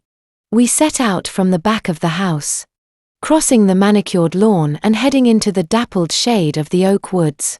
The air was cool and smelled of damp earth and leaf mold. Birds sang. It was idyllic. It was a perfect place for an accident. Liam led the way, following a faint path. He walked with the easy confidence of a man on his own land. I followed a few steps behind. The shotgun held carefully. My senses stretched to their limits. I noted the terrain, thick bracken, old fallen trees. The gentle slope towards the sound of the river. It's so peaceful out here, he said. His voice conversational. A world away from all the noise and the lies. Don't you think? Eleanor, yes. Very peaceful. One can be honest out here. No performances required. He stopped and turned to look at me. His head tilted. Don't you think it's time we were honest with each other? Here it was. The pivot. I kept my face a polite mask. Honest about what? Liam, about who you are. He took a step closer. The dappled light played over his features, making them look shifting, uncertain. The woman who faced down Clara Willoughby without blinking. The woman who intrigues a man like Oleg Volkov. The woman in my house, who moves so quietly sometimes I don't hear her. He took another step. We were alone. In the deep woods. The only sound was the river and the birds. You're not the Eleanor I married. That woman was soft. Malleable. You're like a block of marble. Cold. Hard. Unyielding. My grip tightened on the shotgun stock. I could end it now. In a second. Slam the butt into his throat. Use the barrel as a lever. Break his arm. Take his weapon. But then what? I'd be a fugitive. My sister's safety compromised. The evidence unused. Murder. Even in self-defense. Would bury the truth. I had to stay in the role. Until the role became the weapon. I let my lower lip tremble. A skill honed in front of the mirror. I don't know what you want me to say. Liam. You tell me I'm too weak. And then you tell me I'm too hard. I can't win. I'm just trying to be what you need me to be. I infused the words with a desperate, pleading confusion. He stared at me, his eyes searching mine for a crack, a flaw. He was trying to break the performance, to see the machinery behind it. What I need, he said slowly, is the truth. Did you plant that device in my study? The direct accusation. I met his gaze, letting tears well in my eyes, not of fear, but of a wounded, wifely betrayal. How could you even think that? I wouldn't know how. I'm scared of the bloody burglar alarm. Why would I spy on you? The outburst, the touch of hysterical anger, was pure Eleanor as he knew her. It gave him pause. The narrative of the helpless, technologically illiterate wife was powerful. He wanted to believe in his own creation. His suspicion warred with his colossal ego. Perhaps not personally, he conceded. His voice dropping. becoming more menacing. But your sister, the soldier. She would know how. Wouldn't she? The mention of Sarah, of me, was like a jolt of electricity. I forced a confused, then dismissive laugh. Sarah? She's in America. She hasn't set foot in England in years. And she'd never. Liam. That's absurd. She doesn't even like you. But she wouldn't she? He mused, turning and continuing to walk along the path, forcing me to follow. A woman trained in infiltration, in violence, with a protective streak for her pathetic twin sister. If she thought you were in trouble, what might she be capable of? He was circling the truth, sniffing at it. He didn't have the leap of imagination to see the swap. Not yet. But he was looking in the right direction. Sarah isn't here, I said firmly, a note of finality in my voice. And I'm not in trouble. We're just going through a rough patch. I was feeding him the couple's therapy line. The acceptable narrative. He didn't answer. We walked in silence for another 10 minutes. The tension between us as thick as the woodland air. The path began to slope more steeply towards the sound of the river, which was now a low roar. We came to a clearing where the river curved, forming a deep, dark pool at the base of a small, rocky overhang. The path here was narrow, with a steep, brushy drop of about 15 feet to the fast-moving water below. Careful here, Liam said, his voice casual. The path gets slippery. A nasty fall. He moved ahead, standing on the safer, wider part of the trail, looking back at me. I approached the narrow section. The ground was indeed damp with moss and rotten leaves. The drop to the rocky riverbank below was sheer and unforgiving. One misstep. I was halfway across the treacherous section when Liam spoke again, his voice losing all pretense of casualness, becoming flat and dead. You know, Eleanor, sometimes I think an accident would be the kindest thing. For both of us. Clean. Quick. No more pretending. No more disappointment. I stopped, turning slowly to face him. He was standing there. The shotgun now held not casually, but in both hands. Though it was still broken open. The canvas bag was at his feet. His face was a blank slate. What did you say? I whispered. True shock in my voice now. This was the mask-off moment. Sooner and more blatant than I'd anticipated. You heard me. A fall. A tragic accident while out walking. A grieving husband. The life insurance policy would at least be some compensation for all the years of this. He gestured at me with the barrel of the broken gun. A contemptuous flick. It would be easy. You're so clumsy. So prone to accidents. The clinical, financial assessment of my murder froze the blood in my veins. This was no longer a test. It was a declaration of intent. He was telling me because he'd already decided. Because in this isolated place, he felt he could. He was gauging my reaction. Perhaps hoping for a breakdown that would make his next steps easier. The old Eleanor would have frozen. Begged. Wept. The new one. The one with a block of marble for a heart. Calculated. The narrow path. The gun in his hands. Broken. Unloaded.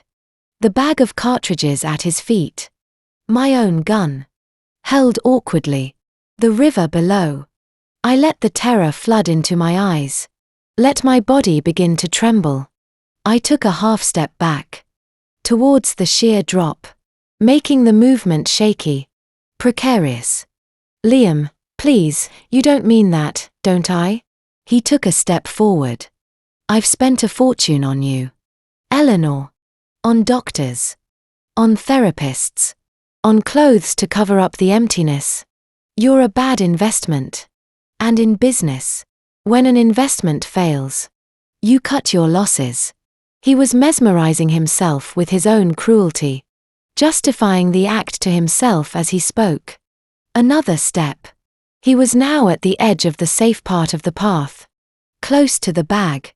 If he decided to load the gun, the dynamic would shift catastrophically. "I'll leave," I babbled, tears now streaming down my face, the performance merging with a very real, very focused fury. "I'll go away. You'll never see me again. You can have everything. I won't fight you, and have you running to your sister? Or to the press with some sob story? No." He shook his head slowly. "This is cleaner. This is final." He looked down at the bag, as if considering bending to retrieve a cartridge. It was the moment. I let out a choked sob. And in the same motion, I deliberately let my foot slip on the mossy edge of the path. I threw my arms out, the shotgun flying from my grasp, and let myself fall backwards, not over the sheer drop, but sideways, towards the safer, brushy slope beside the path. It was a controlled fall, meant to look desperate and chaotic. I tumbled a few feet through the bracken and brambles, coming to a jarring halt against the trunk of a large beech tree, well away from the river's edge. I lay there, feigning stunned injury, making a low, pained moaning sound. Through slitted eyes, I saw Liam's figure at the top of the path. He hadn't moved. He was staring down at me, his expression unreadable. The fall hadn't been what he'd planned. It wasn't the clean, fatal drop to the rocks. It was messy, survivable. "Eleanor," he called, his voice sharp. I didn't answer, just moaned again, clutching my ribs. He muttered a curse. I heard him move, not down the slope to help me, but I heard the distinctive snick-snap of a shotgun being closed. He'd loaded it. The sound was unmistakable. My body went rigid, every instinct screaming to move, to roll, to find cover. But playing dead, playing incapacitated, was my only shield now. If he thought I was helpless, he might approach. If he thought I was a threat, he'd shoot from where he stood. Footsteps on the path above, moving away. Then silence. Had he left? Had he gone for help? To make the story of an accident plausible? Or was he circling? Finding a better angle, I lay perfectly still for what felt like an eternity. The damp of the earth seeping into my clothes, a bramble thorn digging into my scalp. The only sounds were the river and the frantic drum of my own heart. I counted to 300. Nothing. Cautiously, I opened my eyes. I was alone. The slope was steep, covered in thick undergrowth. My shotgun was gone, lost in the fall. I was unarmed. Liam was somewhere above, with a loaded weapon and murder in his heart. I assessed my body. A few scrapes. A bruised rib from the tree impact. Nothing serious. The USB drive was still secure. I had to move. I couldn't go back up to the path. He'd be waiting. Or he'd see me. I looked towards the river. The bank was steep and rocky, but downstream. The slope looked more gradual. If I could get to the river, I could follow it. It would eventually lead to a bridge, a road, something. Moving with a painful, deliberate slowness, I began to crawl and scramble through the dense brush, parallel to the riverbank, keeping low. Every rustle of leaves sounded like a thunderclap. I expected to hear the blast of the shotgun at any moment. After 50 yards of agonizing progress, the underbrush thinned. I peered out. I could see the main path above me, empty. Further ahead, near where the path curved out of sight, I saw a flash of tan fabric. Liam's jacket. He was sitting on a fallen log, the shotgun across his knees, looking back towards where I'd fallen, waiting. He hadn't gone for help.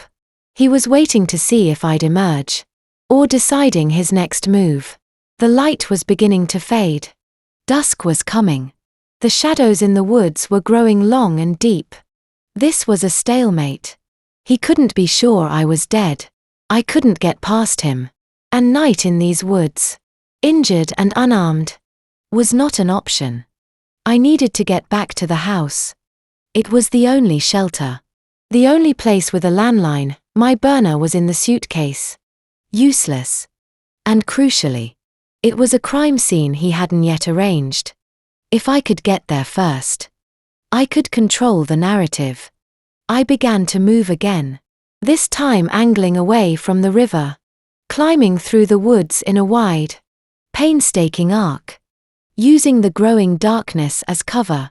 My SEAL training in escape and evasion came to the fore, moving from shadow to shadow, placing each foot with silent care, using the natural noise of the woods, the breeze, the river, to mask my passage. I was the ghost in his forest now. It took over an hour, but I finally saw the lights of the manor through the trees. He hadn't returned yet, or he'd left them on. I approached from the rear, from the kitchen garden, moving like a wraith. The back door was unlocked. I slipped inside, into the dark, silent house. I didn't turn on lights. I went straight to the library, to the old, corded telephone on the desk. My hand hovered over it. Who to call? The local police. They'd be in Liam's pocket, or easily swayed by his story of a hysterical, accident-prone wife. Mark. He was hours away. I needed to get out. Now. First. I needed the evidence. I ran upstairs, my body protesting every movement. In the bedroom, I tore open the lining of my suitcase, retrieving the burner phone. I powered it on. 1 bar of signal. Enough. I texted Mark. A prearranged emergency code, Fox in the henhouse. Burned. Need extraction. Grid, my location. Immediate. I then went to the heavy, old-fashioned dressing table. Behind it, I'd earlier noted a loose floorboard, a childhood hiding place Ellie had mentioned. I pried it up. I took the USB drive from my waistband and sealed it in the waterproof bag with the phone. I placed the bag in the cavity and replaced the board. If Liam searched me or my things, he wouldn't find it. It was my insurance policy. I needed a weapon. The kitchen. I was descending the main stairs when I heard the front door open. I froze on the dark staircase, melting into the shadows of the corner. Liam stepped into the hall. He was alone.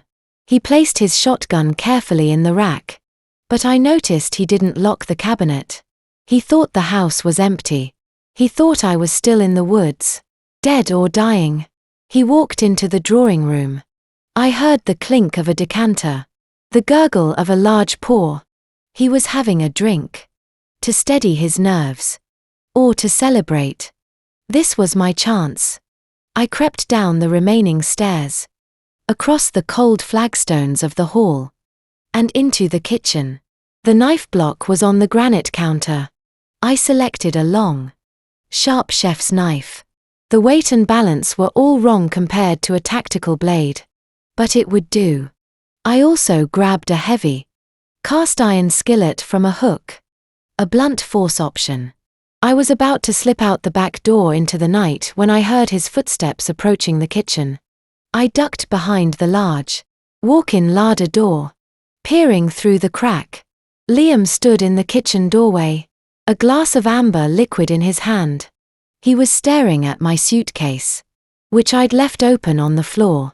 His face, in the dim light from the hall, was a mask of cold calculation. Then his phone buzzed. He pulled it out, looked at the screen, and his expression changed to one of sharp annoyance. He put the glass down and answered. Volkov. His voice was tight. Now is not a good time. I understand. Yes. The final transfer. Tonight. At the yard. Fine. I'll be there. Midnight. He listened. The problem is being handled. It won't be an issue. I said. It's handled. I'll see you at midnight. He hung up, cursed violently, and knocked back the rest of his drink. He looked at his watch, then back towards the dark hall, towards the stairs leading up to the bedrooms. He had a decision to make: stay and ensure the problem was truly solved, or go to meet Volkov for a multi-million-pound criminal transaction. Business. As always.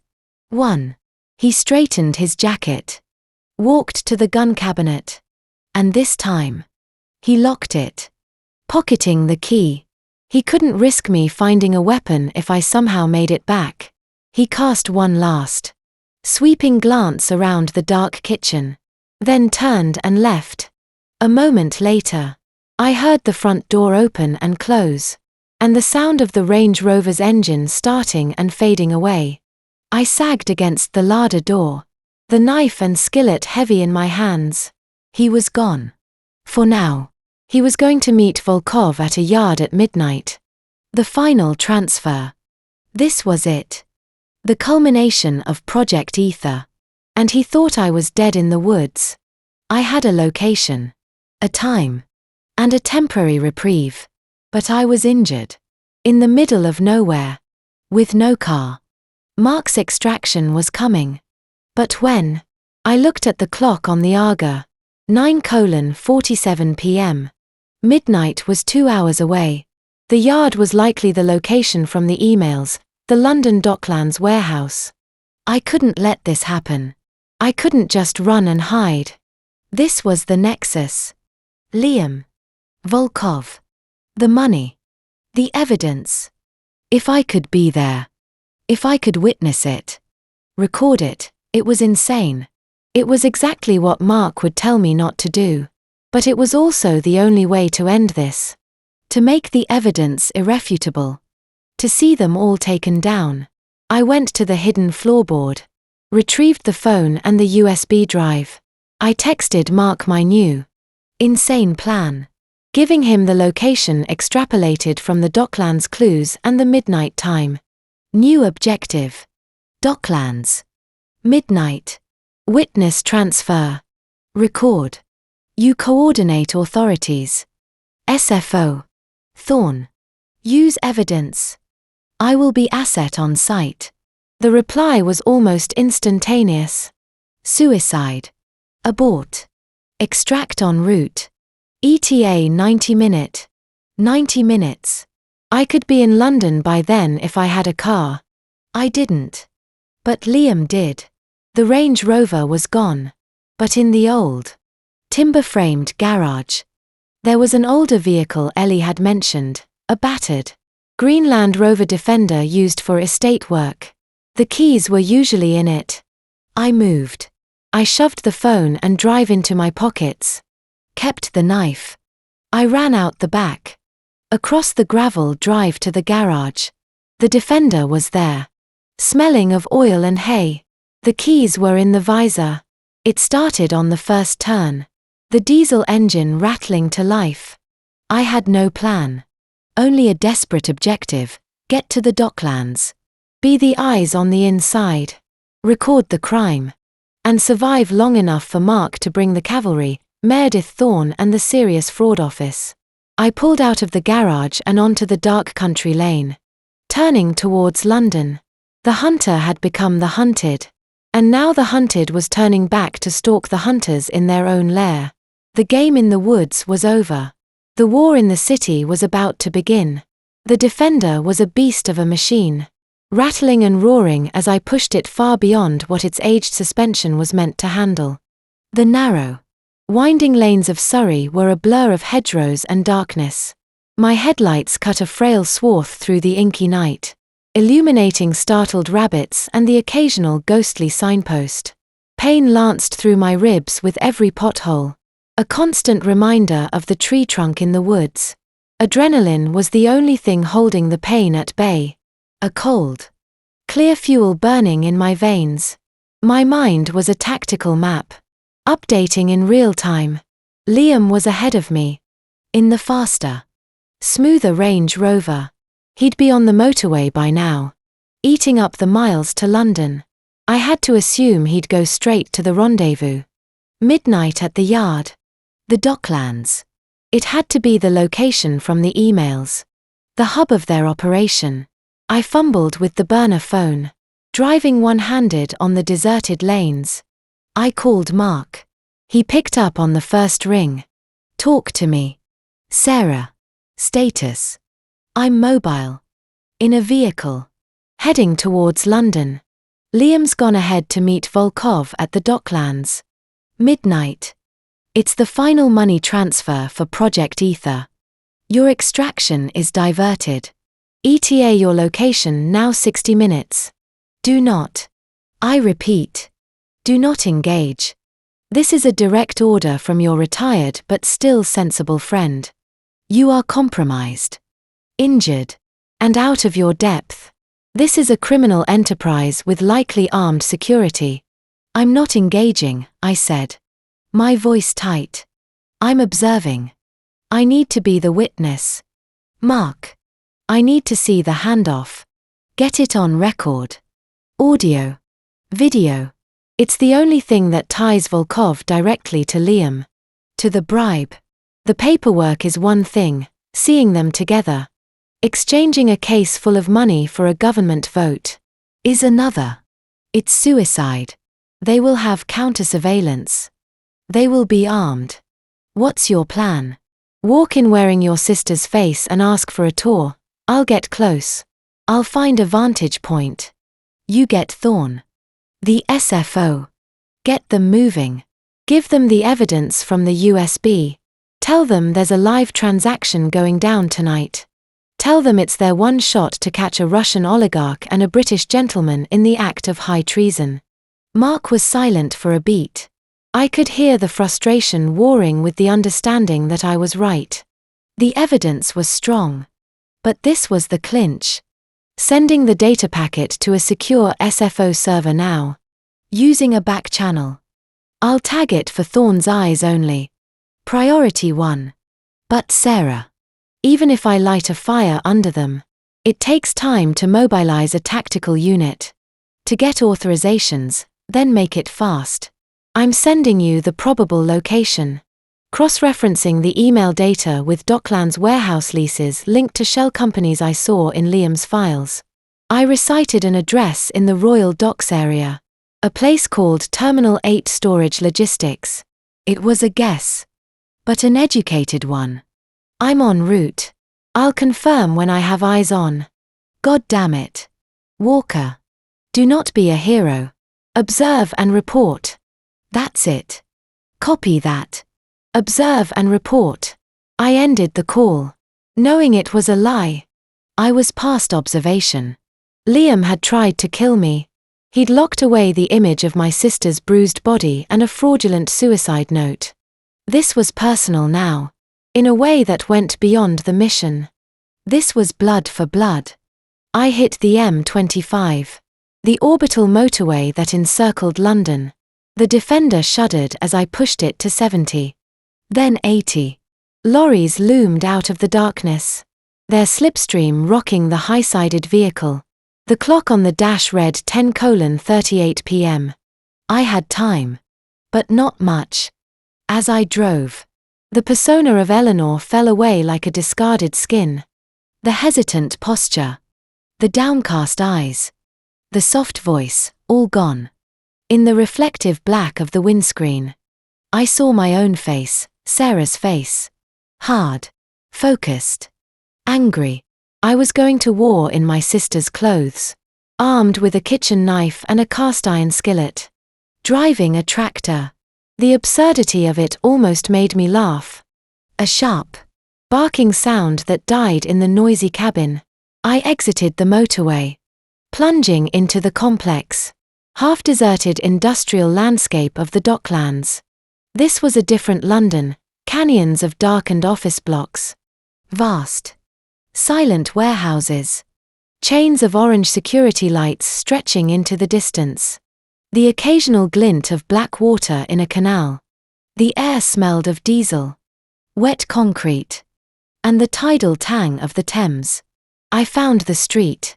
A service road running behind a series of identical, corrugated metal warehouses. Terminal 8 was a large, Single-story building with a few high, grimy windows and a rolling steel door large enough for a lorry. It was dark, seemingly deserted, but parked to the side, half in shadow, was a familiar shape, Liam's Range Rover. Next to it was a vehicle that stood out, a matte black Mercedes G-Wagon with tinted windows. Oleg Volkov's ride. The players were here. I killed the defender's engine and lights 100 yards away, coasting to a silent stop behind a stack of empty shipping containers. The silence, after the roar of the engine, was profound. I could hear the distant hum of the city, the drip of water from a pipe, the scuttle of a rat. I got out, moving silently. The chef's knife was in my hand, the heavy skillet abandoned on the passenger seat, too clumsy. I needed stealth. I approached the warehouse from the side, sticking to the shadows. There was a smaller personnel door next to the giant roller door. A weak, yellow bulb burned above it. As I watched, the door opened, casting a sliver of light onto the wet tarmac. A man stepped out. He was big, thick-necked, dressed in a cheap black tracksuit. He lit a cigarette, his head on a swivel, scanning the yard. Security. Muscle. Volkov's or Liam's. It didn't matter. He was the outer perimeter. I melted back into the shadows, circling the warehouse.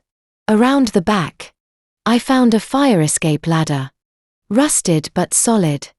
It led to a flat roof littered with vent pipes and satellite dishes. I sheathed the knife in my belt and climbed, my bruised ribs screaming in protest. I moved across the roof, my footsteps silent on the gritty asphalt. Near the front, I found a skylight, a grimy plexiglass dome. It was locked, but the frame was old and corroded. I took out the knife, using the sturdy bolster to pry at the rusted latch. It gave with a soft crack that sounded like a gunshot in the quiet night. I froze, listening. Nothing from below. I lifted the skylight just enough to peer inside. The warehouse was a single, vast space, weakly illuminated by a few hanging industrial lamps. The center was clear, but the edges were stacked with anonymous wooden crates and plastic-wrapped pallets. In the middle of the cleared space stood 3 men. Liam. He looked agitated, pacing a short line. He held a sleek, aluminium briefcase. Oleg Volkov. He was a statue, arms crossed over his broad chest, watching Liam pace with an expression of bored contempt. He was dressed in a dark, casual suit that did nothing to soften his brutish physique. And a third man, one I recognized with a jolt from the society pages and Liam's mumbled phone calls, Sir James Atherton, a junior minister at the Department for Digital Culture, Media and Sport, the DCMS Sparrow. He was a slight, fusser-looking man in a raincoat, wringing his hands. He looked terrified. "The transfer is verified," Volkov's voice echoed in the cavernous space, his accent cutting through the quiet. "It's done," Liam said, stopping his pacing. 5 million from the Vstall account to the Kaiman vehicle. The bonus for Sir James was included as per our agreement. He gestured to the minister. "And the vote?" Volkov's eyes, like chips of flint, shifted to Atherton. The minister flinched. The committee. "I have the assurances. The environmental report, it will be accepted. The objections will be overruled. The second reading on the 28th will pass. The amendments favoring the Ether Consortium's landholdings will be included." He spoke in a rapid, nervous whisper. "See that they are," Volkov said. "Your enthusiasm has been noted. Further incentives can be arranged. Or disincentives." The threat hung in the air, cold and heavy. "Your family has a lovely home in Kent." "I understand. Very peaceful." Atherton went pale. "There's no need for that. I'm a man of my word. Good. Volkov nodded to Liam. The documentation for the land titles. The ones acquired through the Spartan Ventures front. Liam bent down. Opened the aluminium briefcase. It wasn't full of money. It was stuffed with documents. He pulled out a thick sheaf of papers. All here. Signed. Notarized. The land is legally yours. Through 3 layers of holding companies. Untouchable. Volkov took the papers. Leafing through them with a dismissive flick of his thumb. And the other matter, the loose end we discussed, Liam stiffened. He closed the briefcase. It's being handled. Tonight. It's finished. My blood ran cold. The loose end. Me. Eleanor. He was confirming her death to his business partner. Volkov studied him. I hope. For your sake. It is. Sentiment and loose ends are the same thing. They rot a project from the inside. He gestured. And from the shadows near a stack of crates. Another man appeared. This one was different. Lean. With a watchful, predatory stillness. He carried a large, heavy duffel bag. He wasn't muscle, he was a specialist. He dropped the bag at Volkov's feet with a soft, heavy thud. The sound was unmistakable. Money. The final payment, Volkov said. For services rendered. And for future cooperation. Liam's eyes gleamed with avarice. Cutting through his nervousness. He reached for the duffel bag. This was it. The moment. Bribery of a public official. Conspiracy to defraud. The transfer of illicit funds. I had to record it. I fumbled for the burner phone. Switching it to video. The light was terrible. The distance too great. The audio might pick up something. But I needed clearer evidence. I needed to get closer. I saw a network of metal rafters and gantries crisscrossing the high ceiling of the warehouse. A maintenance walkway. If I could get onto that, I could get directly above them. Close enough for a clear shot. I lowered the skylight back into place and scanned the roof. There was an access hatch. Padlocked. The lock was new. Heavy. I couldn't pick it without tools and time I didn't have. I went back to the skylight. It was my only way in. Taking a deep breath. I lifted it fully. The hinge groaned. A low, metallic shriek that seemed to tear the silence of the night apart. Below. All 3 men froze. Their heads snapping up towards the sound. I didn't hesitate. In that split second of shocked immobility, I dropped. It was a 15-foot drop onto a stack of wooden crates. I hit hard. The impact driving the air from my lungs and sending a white-hot bolt of agony through my ribs. The crates shuddered and splintered under me. I rolled. Coming to a crouch in the narrow aisle between the stacks. The knife back in my hand. What the hell? Liam's voice. High with shock. Volkov's voice. A low, dangerous growl. Loose end. Footsteps. Running. The guard from outside burst through the personnel door. A pistol in his hand. Boss. Someone on the roof. Find them. Volkov roared. I was already moving. A shadow among shadows. I had the element of surprise for about 3 more seconds. I ducked behind a pallet of machinery parts as a flashlight beam swept the aisle I'd just vacated. Check the crates. Liam yelled. His voice near panic. I peered around the edge of the pallet. The specialist. The lean one. Had drawn a pistol as well. He and the outer guard were fanning out. Moving with a cautious, professional sweep. Volkov had stepped back. Placing himself behind Liam and the terrified minister. Using them as human shields.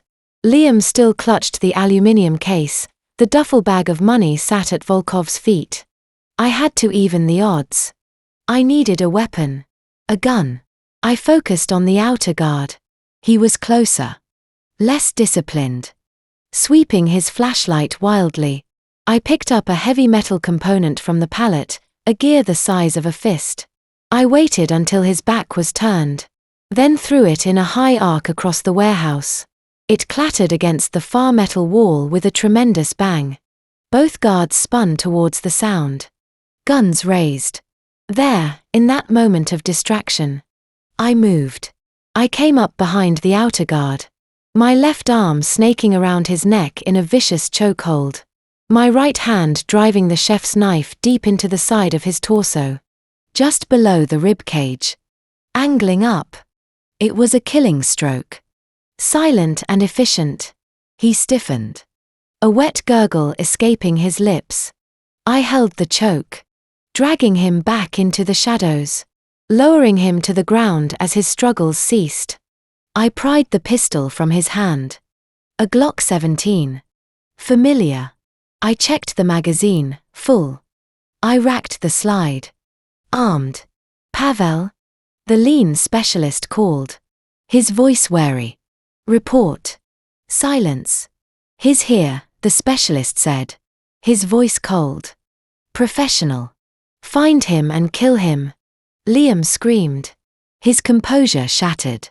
I moved again, circling around the stacks, using the noise of their own movements for cover. I saw the specialist. Back to a crate. Scanning. He was good. He wouldn't be easily fooled. I had a choice. Engage and try to take them all, or get the evidence and escape. My primary objective was the evidence. But Liam and Volkov were right there.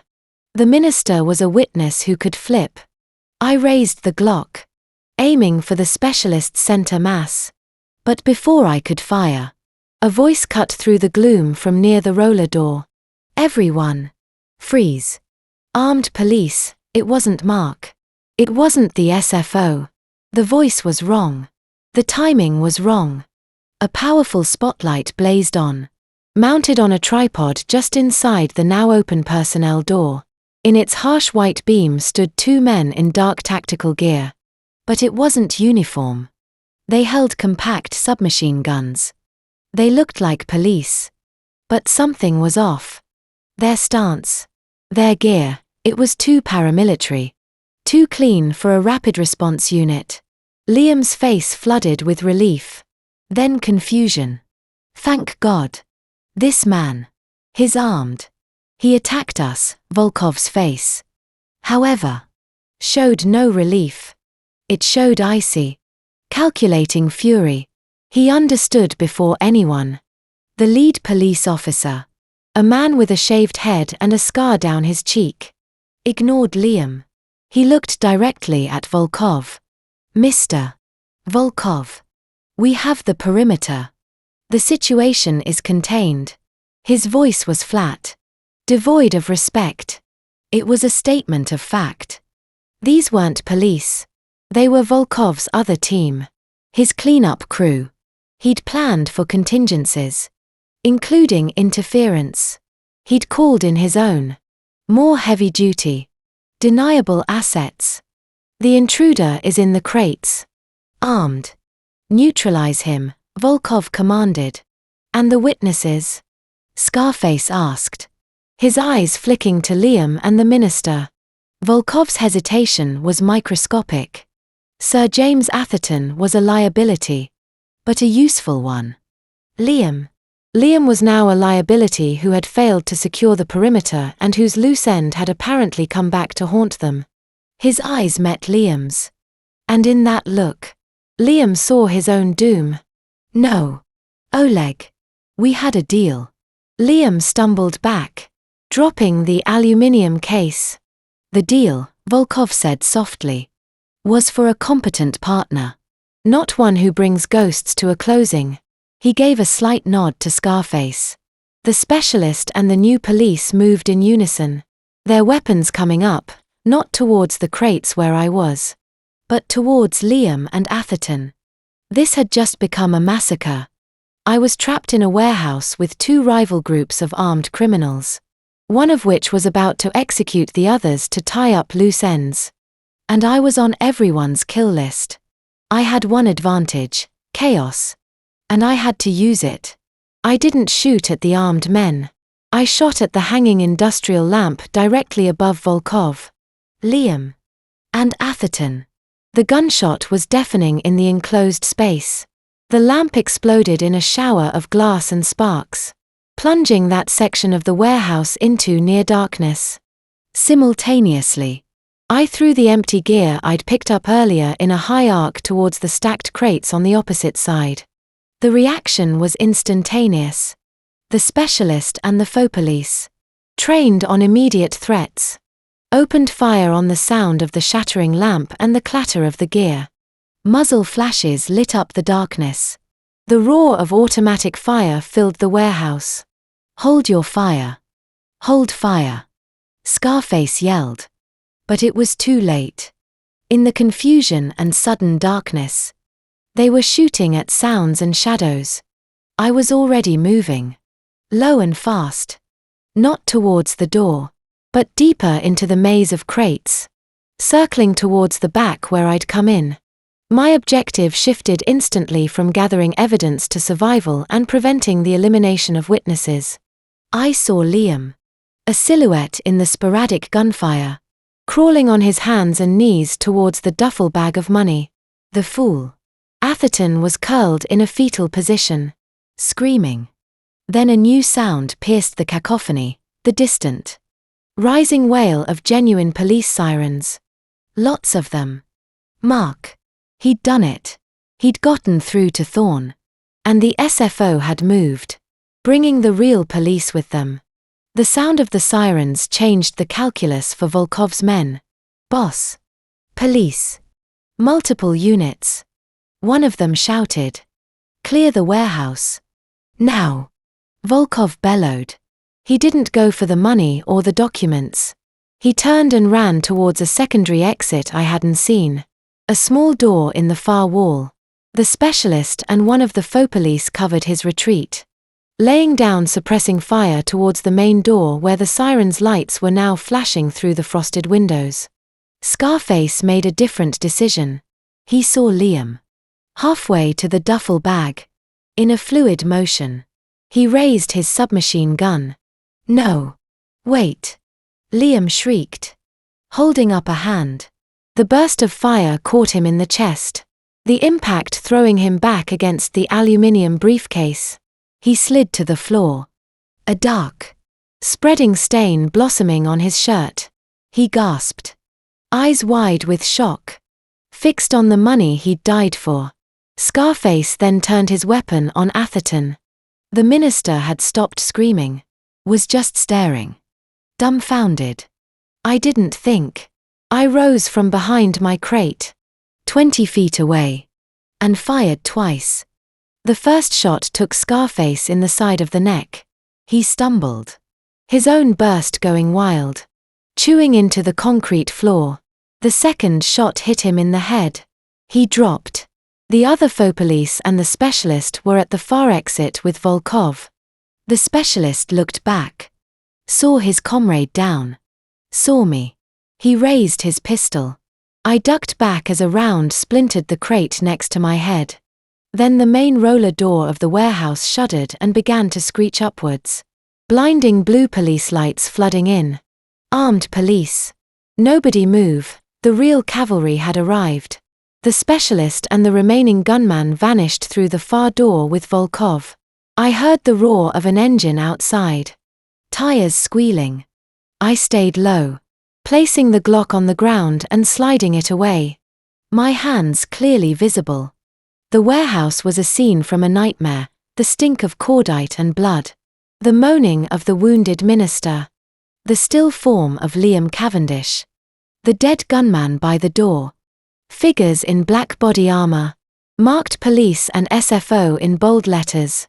Swept in. Weapons scanning. "Show me your hands."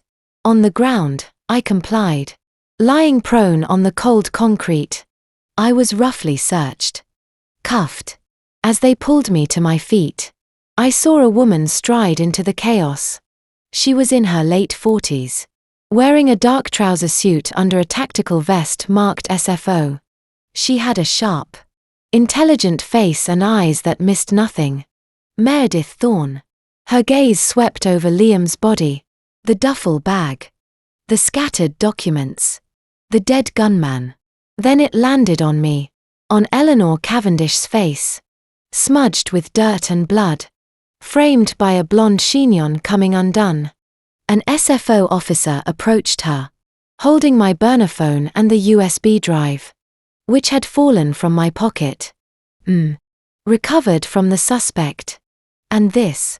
He handed her the phone. On the screen, frozen, was the video I'd managed to start, a shaky, dark, but unmistakable shot of Volkov, Liam, and Atherton standing over the duffel bag. Thorne looked from the phone to me. Her eyes narrowed, not with recognition, but with a deep, probing intensity. "Who are you?" she asked, her voice clear and commanding over the radio chatter. I met her gaze. The game was up.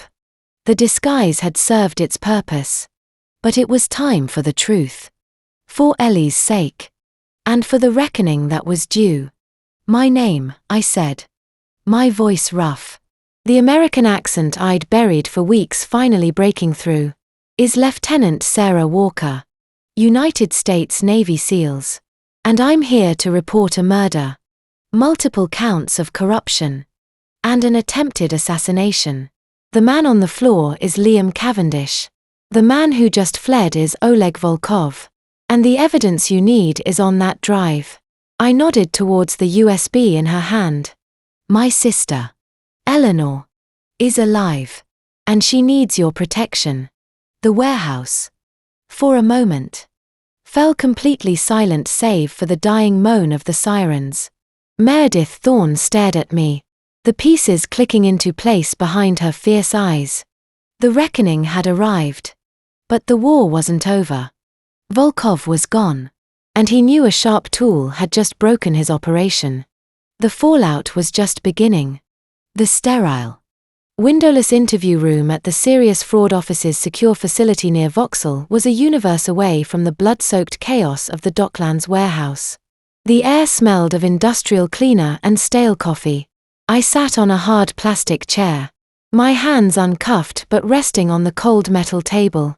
The dirt, sweat, and Liam's blood had been scrubbed away in a stark bathroom, replaced by the scratchy fabric of standard-issue grey sweatpants and a t-shirt. I felt exposed. Vulnerable in a way a battlefield never made me feel. This was a different kind of war. Fought with laws and lies. Across from me sat Meredith Thorne. She had shed the tactical vest. But the intelligence and the fierce focus remained. Sharpened by the gravity of the last 12 hours. A digital recorder sat between us. Its red light a unwavering eye. A junior SFO officer. A man with a face like a puzzled bloodhound. Sat slightly behind her. Taking notes on a tablet. "For the record," Thorne began. Her voice calm and precise.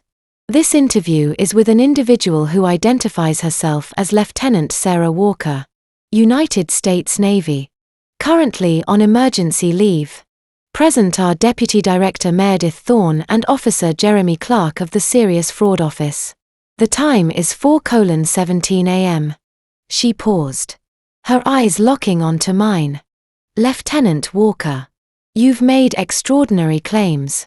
You've involved yourself in a major British criminal investigation, resulting in multiple fatalities, including that of a British citizen, Liam Cavendish. You are not under arrest at this time, but you are assisting us with our inquiries. Do you understand?" "I understand," I said, my voice hoarse. The American accent felt strange in my mouth after weeks of pretending. "Good. Start at the beginning. The real beginning. Anne. Lieutenant," she leaned forward slightly. "The truth. All of it. The SFO deals in facts. Not fairy tales." But given the contents of this, she tapped the USB drive which lay next to the recorder. "And the fact that a junior minister of the Crown is currently in the next room sobbing about Russian assassins. I'm inclined to listen to a fairy tale, if it's a compelling one. So I told her. Not as Eleanor. Not as a victim's sister seeking revenge. But as a military operator reporting on a completed mission. I was clinical. Dispassionate. I described the initial call from Ellie. The evidence of abuse. The life insurance policy. The fraudulent medical report. I outlined my assessment of the target, Liam Cavendish, and my decision to initiate a non-standard infiltration via identity assumption.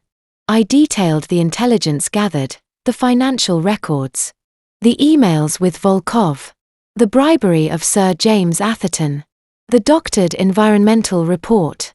I explained the tactical situation at the manor, the attempted murder disguised as an accident, and my decision to pursue the target to the Docklands to gather final, irrefutable evidence of the criminal conspiracy. I did not mention Mark. He was a protected asset. A friend. I stated I had secure communications with a trusted intermediary who facilitated contact with her office. I stated I had secured my sister at a private location prior to initiating the operation. Thorne listened without interruption. Her expression unreadable. The bloodhound officer's fingers flew over his tablet. When I finished describing the firefight and my identification to her, the room was silent save for the faint hum of the air conditioning. You impersonated your twin sister, a British citizen. 4 weeks, Thorne stated. Not a question. You broke into her husband's private property, stole data, planted surveillance devices, and then engaged in a gunfight that left 2 men dead, one of whom you admit to killing, and facilitated the escape of a primary suspect. Oleg Volkov. I acted to prevent the murder of my sister and to gather evidence of serious state-level corruption, I replied evenly. The man I killed was about to execute a government minister to eliminate a witness. The other fatality, Liam Cavendish, was killed by Volkov's own asset during the ensuing confusion. My actions were in defense of myself and others. A convenient interpretation, Thorne said dryly, and one a military court might scrutinize very closely, given you were far outside your chain of command and jurisdiction. She steepled her fingers. The evidence on this drive is devastating. It outlines a conspiracy of fraud, bribery, and corruption we've been tangentially aware of for months. Codenamed Project Ether. We could never get close. The layers of shell companies, the offshore accounts, the political protection, it was a fortress. You, Lieutenant, didn't pick the lock. You walked in the front door wearing the mistress's face. Will it be enough to hold Volkov? I asked. The core of my concern. To arrest. Yes. The audio from the gala. The emails. The financial trails. Atherton's testimony, which he is now falling over himself to give in exchange for witness protection, it's a case. To convict. To extradite from wherever he's fled. That is a diplomatic and legal mountain. And he is a man with powerful friends in very dark places. She fixed me with a look. He knows you. Or rather, he knows the face of Eleanor Cavendish. He saw you in that warehouse. He knows you are not the woman he was told you were. You are a loose end. And as he told Mr. Cavendish, he does not like loose ends. I'm aware of the threat. Are you? This isn't a jungle war. Lieutenant. This is a man who uses lawyers and private security firms with more resources than some small nations. He will attack you through the courts, through the press, through financial ruin. And if that fails, he will send someone less subtle than the men in that warehouse. She paused. Your sister. Where is she? Safe, I said. The word final. I need to speak with her. She is a material witness. A victim. Her testimony on the abuse, on the fraud conducted in her name, is crucial. She's been through hell. She needs time. And absolute security. The moment her location is known, Volkov will target her to get to me. Or to silence her. Thorne considered this. Her sharp mind weighing priorities. I can offer her protection. Official protection. SFO witness security. It's not perfect. But it's sanctioned. It has resources. Your private location does not. Indefinitely. She had a point. Mark's safe house was temporary. Ellie needed a long-term solution. I'll consider it. On one condition. I speak to her first. I explain. And the protection detail is vetted by someone I trust. Your intermediary. Yes. A faint, almost imperceptible smile touched Thorne's lips. You drive a hard bargain for someone in borrowed sweatpants. All right. We have a tentative agreement. But there is the matter of you. She leaned back. The Metropolitan Police are agitated. A firefight in the Docklands. A dead financier. A shot minister. An American Special Forces operator in the middle of it all. The Home Secretary is being briefed as we speak. The diplomatic fallout with your government will be significant. I'll handle my chain of command, I said. Though the prospect sent a chill through me. Commander Briggs's face. Hearing this. Loomed in my mind. Keep it clean. Walker. See that you do. In the meantime. You are to remain in the UK as a material witness. You will be provided with secure accommodation. Not a cell. But not the Ritz. You will be available for further questioning. And you will do nothing. Nothing. To further engage with or pursue Oleg Volkov. Is that clear? It was an order. From a civilian. But she held all the cards, Ellie's potential safety. The evidence. My own legal status. Clear, I said. Good. Officer Clark will see you to a holding suite. Get some rest. You look like death. The holding suite was a small, serviceable apartment in a secure government building. It had a bed, a bathroom, a kitchenette, and a reinforced door. It was a comfortable prison. I was under guard. But the guard was outside. I was alone. I used a secure landline to call Mark. His voice was thick with relief. Jesus. Sarah. The news is a mess. Docklands bloodbath. Minister in fraud shock. They're not naming you. Not yet. Thorne's keeping a lid on it. How are you? Alive. Bruised. In a gilded cage. I quickly filled him in on the deal with Thorne. I need you to vet the protection detail she assigns to Ellie. Personally. I need to talk to Ellie. Now. Hold on. A few minutes later. Ellie's voice. Shaky but clear. Came on the line. Sarah. Oh my God. Sarah, the news. They said Liam is dead. They said there was shooting. A minister, was that you? Are you hurt? I'm fine. Ellie. A few bruises. Liam is dead. He was shot by Volkov's men. He tried to kill me first. I gave her a sanitized version of events. Focusing on the evidence we'd gathered. Not the violence. Listen to me. The British authorities. The Serious Fraud Office. They have the evidence. They want to offer you official protection. Witness security. It's the best long-term option. But a friend of mine. Mark. Will check the people involved. You'll be safe. I don't understand. Liam's really gone, he's gone. He can't hurt you ever again. There was a long silence. Then a shuddering sob. Not of grief. But of release. A dam breaking. All this time. I was so scared. I know. It's over. The worst part is over. But there's still a man out there. Volkov. He's dangerous. That's why you need to go with the protection. Do exactly what they say. Trust Mark. I'll see you soon. I promise. After I hung up, a profound exhaustion settled into my bones. Liam was dead. The immediate threat was neutralized. But Thorne was right. It wasn't over. Volkov was in the wind. And I was a target. The next 72 hours were a blur of debriefings. SFO lawyers, financial analysts, and officers from the Met's Counter-Terrorism Command, who had jurisdiction over the armed suspects, picked over my story. I stuck to the facts. My training allowing me to remain consistent. Unflappable.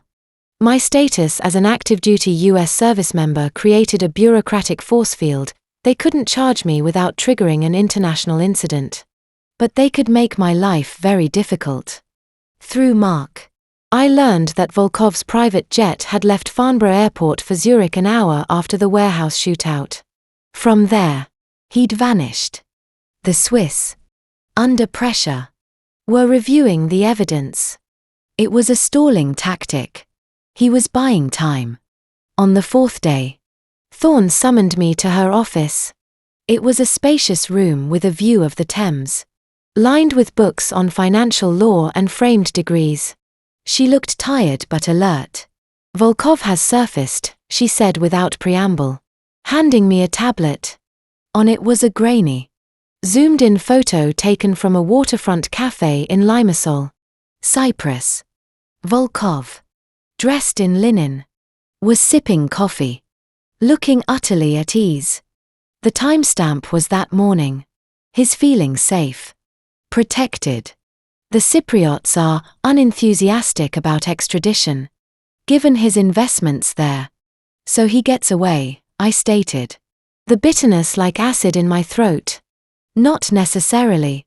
He's made a mistake. He's gotten comfortable. And he's issued a statement.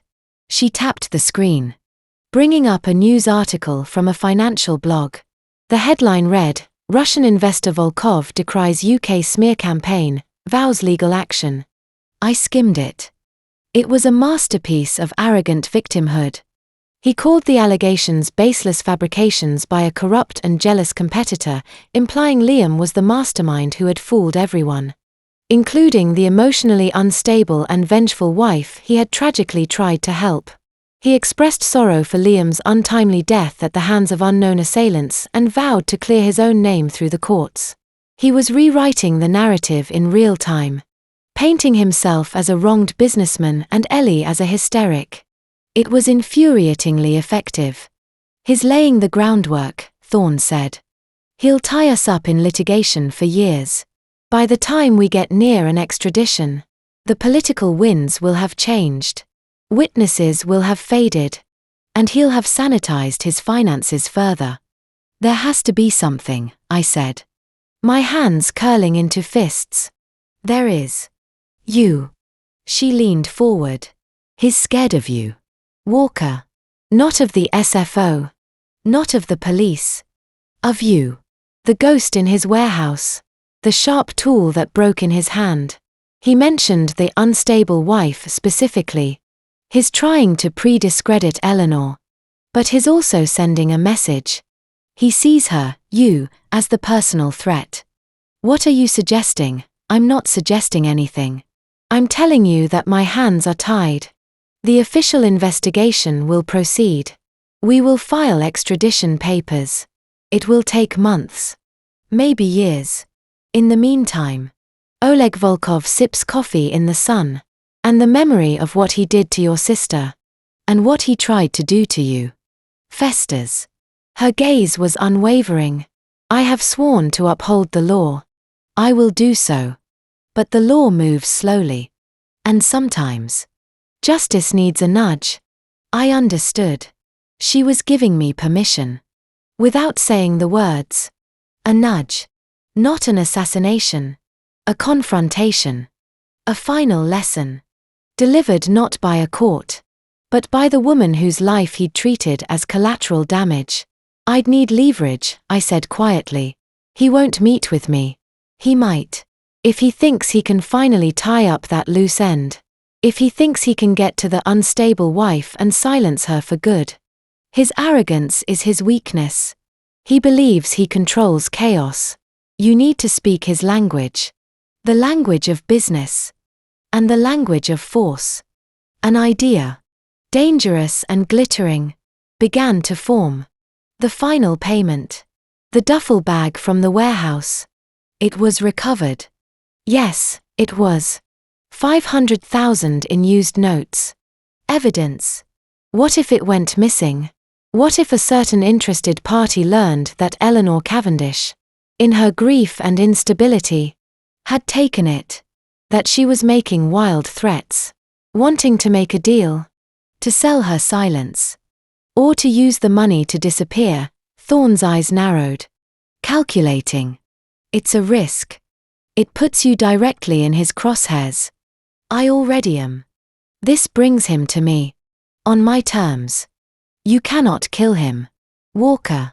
If he dies, especially by your hand, this becomes an international murder investigation. You will go to prison. And your sister's safety vanishes with you. I don't want to kill him, I said. And it was the truth. Death was too quick, too clean for a man like Volkov. I want to break him. The way he breaks everything. I want him to feel the fear he inflicted. I want him to know that the loose end is now a noose. Thorne was silent for a long minute.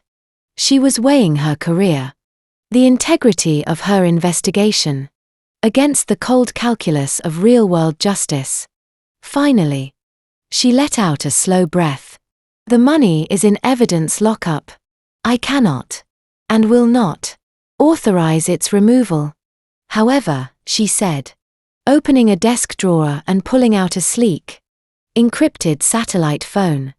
Evidence logs can have delays. And an SFO deputy director might be too busy to notice a personal communication device left unattended on her desk for a few moments. She placed the phone on the blotter and stood up. I need to review the Atherton transcripts. I'll be gone for approximately 20 minutes. Do not touch my desk. She walked out, closing the door softly behind her. I picked up the phone. It was a sterile, commercial model, untraceable to the SFO. I composed a text message, in English, to a number Mark had provided, a known cutout for Volkov's security team. Mr. Volkov, you lost something in London. I found it.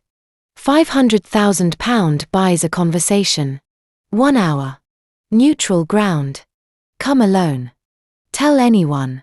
And the conversation goes to the SFO with the rest of the files. You know who this is. E. I included the coordinates for a location, the rooftop terrace of a high-rise. Members-only club in Mayfair. Public. Visible. But exclusive enough to control access. A place where neither of us could easily bring an army. I sent it. Then, using the phone's browser, I accessed a deep web messaging service. I sent a coded string to Mark, package delivery. Mayfair. Rooftop. 1 hour. Surveillance and medical standby only. No intervention. The reply was immediate. Acknowledged. Package tracking active. Birds in the air. I had 1 hour. I changed out of the sweatpants into the clothes Thorne had somehow arranged, a pair of black trousers, a simple black turtleneck, and boots. Functional. Anonymous. I looked in the mirror. Sarah Walker looked back. No trace of Eleanor. This was my face. My war. A discreet SFO driver, on Thorne's orders, took me to a street near the club. I entered through a service entrance, using a keycode Mark had provided. I took the elevator to the top floor, then a final staircase to the rooftop terrace. It was a cool, clear night. The terrace was an oasis of potted trees and low lighting. The stunning panorama of London's skyline spread out like a field of jewels. The Shard, the Gherkin, the Eye, all glittering, distant, impersonal. I stood at the parapet, my back to the view, waiting. He was punctual. The rooftop access door opened, and Oleg Volkov stepped out. He was alone. As instructed. He wore a dark overcoat over a suit. He looked older in person. The hardness in his face not softened by the ambient light. His eyes scanned the terrace. Finding me immediately, he showed no surprise. He walked towards me, stopping about 10 feet away. His hands were in his coat pockets. Mrs. Cavendish. Or should I say, the woman pretending to be Mrs. Cavendish. You are full of surprises. Mr. Volkov. You came. You have my money. I came to collect. And to satisfy my curiosity. Who are you? Really, I'm the consequence, I said. My voice flat. The one you didn't factor into your business plan. A faint, cold smile. Consequences are for people who cannot afford to pay the price. Name yours. For the money. And for your silence. It's not for sale. Everything is for sale. My patience, however, is not. The man in the trees. On the rifle currently painting a laser dot on your forehead from the building opposite. His patience is also limited. He nodded slightly towards the cityscape. I hadn't expected him to come completely naked. A sniper. A classic Volkov move. He hadn't broken the alone rule technically. The sniper wasn't on the terrace. I had to assume Mark's birds in the air, drones with thermal imaging, had already spotted him and relayed the info. It was a stalemate. For now. Tell me, I said. Ignoring the threat. Was it just business with Liam? Or did you enjoy it? Turning a man into a pet. Then putting him down when he became inconvenient. Liam was a tool. Like you. A useful idiot with good connections and a flexible morality. His mistake was sentiment. He thought he could control his personal life and his business separately. They are the same thing. Weakness in one is weakness in all. He took a step closer. You. However, you are not sentimental. You are a weapon. But a weapon without a master is a danger. To itself. And to others. I could be your master. Your skills, they have value. More value than a bag of cash. He was trying to recruit me. The arrogance was breathtaking. You tried to have me killed. A miscalculation. I did not know the asset. Now I do. The past is a sunk cost. We talk about the future. Here's the future, I said. Taking a step forward. Closing the distance. The sniper's laser would be steady on my back. You're going to walk into the SFO headquarters tomorrow morning. You're going to confess to your part in Project Ether. You're going to name every corrupt official. Every shell company. Every money trail. You're going to do this because if you don't. The contents of this phone, I held up the satellite phone. Get beamed to every major news organization. Interpol. And the US Treasury Department. It's not just the Docklands evidence. It's everything. Your dealings in Moldova. Your arms shipments to Libya. The names of the men you've had killed. It's all here. It was a bluff. A colossal bluff. I had the SFO data. But not the rest. But in the world of shadows he inhabited. The threat was currency. Volkov's face darkened. The cold smile vanished. You are bluffing. And you are a dead woman. He didn't move. But his voice dropped to a lethal whisper. One word to my friend across the street. And your sister. Wherever she is hiding. Will be found. And what happens to her will make Liam Cavendish look like a gentleman. Then you will die. Slowly. The money is irrelevant. He'd made his move. The threat against Ellie. The ultimate lever. My composure cracked. Just for a second. A flicker of pure, undiluted rage. He saw it. And he smiled again. Ah. There is the sentiment. The weakness. I was beginning to think you were a machine.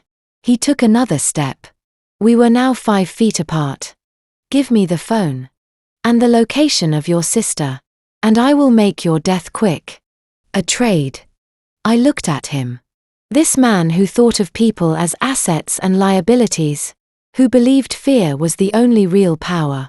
I thought of Ellie's bruised arms, of Liam's clinical journal entries, of the fraudulent suicide note. I thought of the cold terror of the woods, and the roaring chaos of the warehouse. You don't understand, I said. My voice suddenly very quiet. The money was never the point. The phone is empty. This was never a negotiation. His confidence flickered. Then what is this? This, I said, is the lesson. In one fluid motion, I dropped the satellite phone over the parapet. It vanished into the darkness. At the same instant, I closed the remaining distance between us. Not to attack him, but to get inside the sniper's angle. I grabbed the lapels of his overcoat, pulling him towards me, turning us so my back was to the sniper's nest. His body between me and the laser dot. What are you doing? He snarled. Trying to shove me back. Showing you the price, I hissed in his ear. And then I screamed. A raw, piercing, terrified scream that shattered the quiet of the rooftop. Help! He has a gun. He's going to kill Emmy, on cue. The rooftop door burst open. Not Volkov's men. Men in plain clothes but moving with tactical precision. Mark's people. And right behind them, with a team of her own, was Meredith Thorne. Volkov, confused, tried to push me away. I let him. Stumbling back, falling to the ground, my hands raised in a parody of fear. He threatened me. He said he'd kill my sister. He has a sniper. Thorne's team swarmed Volkov, pinning him against the parapet. Oleg Volkov, Thorne announced, her voice ringing with legal authority. I am arresting you on suspicion of conspiracy to commit murder, conspiracy to corrupt a public official, fraud, and money laundering. You do not have to say anything. The rest was drowned out by Volkov's roar of fury. He struggled. But it was useless. As they cuffed him, he turned his head, his eyes finding me. They burned with a hatred so intense it was almost physical. He saw the trap now. The public scene. The witnesses. The recorded scream, from my person. A tiny microphone. The SFO director herself witnessing threats. His pristine, behind-the-scenes power was useless here. He was in the light. Caught red-handed attempting to intimidate a witness. This is a setup. He bellowed. She is an American spy. An assassin. Save it for your lawyer, Thorne said coolly. She glanced at me. Are you all right, Ms. Walker? I got to my feet, brushing myself off. I'm fine. He just threatened everything. I met Volkov's gaze. The message was clear. I am not a loose end. I am the hook. And you are caught. They led him away, spitting threats in Russian. Thorne lingered for a moment. The sniper was detained by Metropolitan Police on an unrelated weapons charge 10 minutes ago. Your associate provided excellent tip-offs. She meant Mark. That was reckless. And theatrical. It worked. He's in custody. On tape threatening a witness. His lawyers will have a harder time spinning that. And he'll spend tonight in a cell. Not a penthouse. He'll feel the bars. I looked out at the city. That's the lesson. The consequence. Not a bullet. A process. A slow, grinding, public unraveling of everything he is. Thorne nodded. A hint of respect in her eyes. Get some rest, Lieutenant. The real work starts tomorrow. The extradition hearings. The trials, it will be long. And you and your sister will be at the center of it. I didn't mind. The long game was fine. Oleg Volkov had learned tonight that some weapons turn on the hands that wish to wield them. And some consequences couldn't be bought. They could only be lived. The reckoning was not an event, it was a sentence. And his had just begun. The morning after the rooftop confrontation. London awoke to a different city. The headlines were no longer speculative whispers, they were clarion calls. SFO nets Russian tycoon in dawn raid, Minister Atabai cuts deal in corruption scandal, Cavendish widow revealed as US spy sister. The story had everything: sex, money, politics, international intrigue, and a dramatic rooftop arrest. The narrative, carefully shaped by Meredith Thorne's communications team with my reluctant input, was a masterstroke. Liam Cavendish was the corrupt, abusive mastermind, tragically killed by his own criminal associates. Eleanor Cavendish was the brave victim who, with the help of her secret agent twin sister, had gathered the evidence to bring down a vast conspiracy. Oleg Volkov was the shadowy foreign puppet master, finally caught in the act of witness intimidation. It was a palatable story. It sold papers.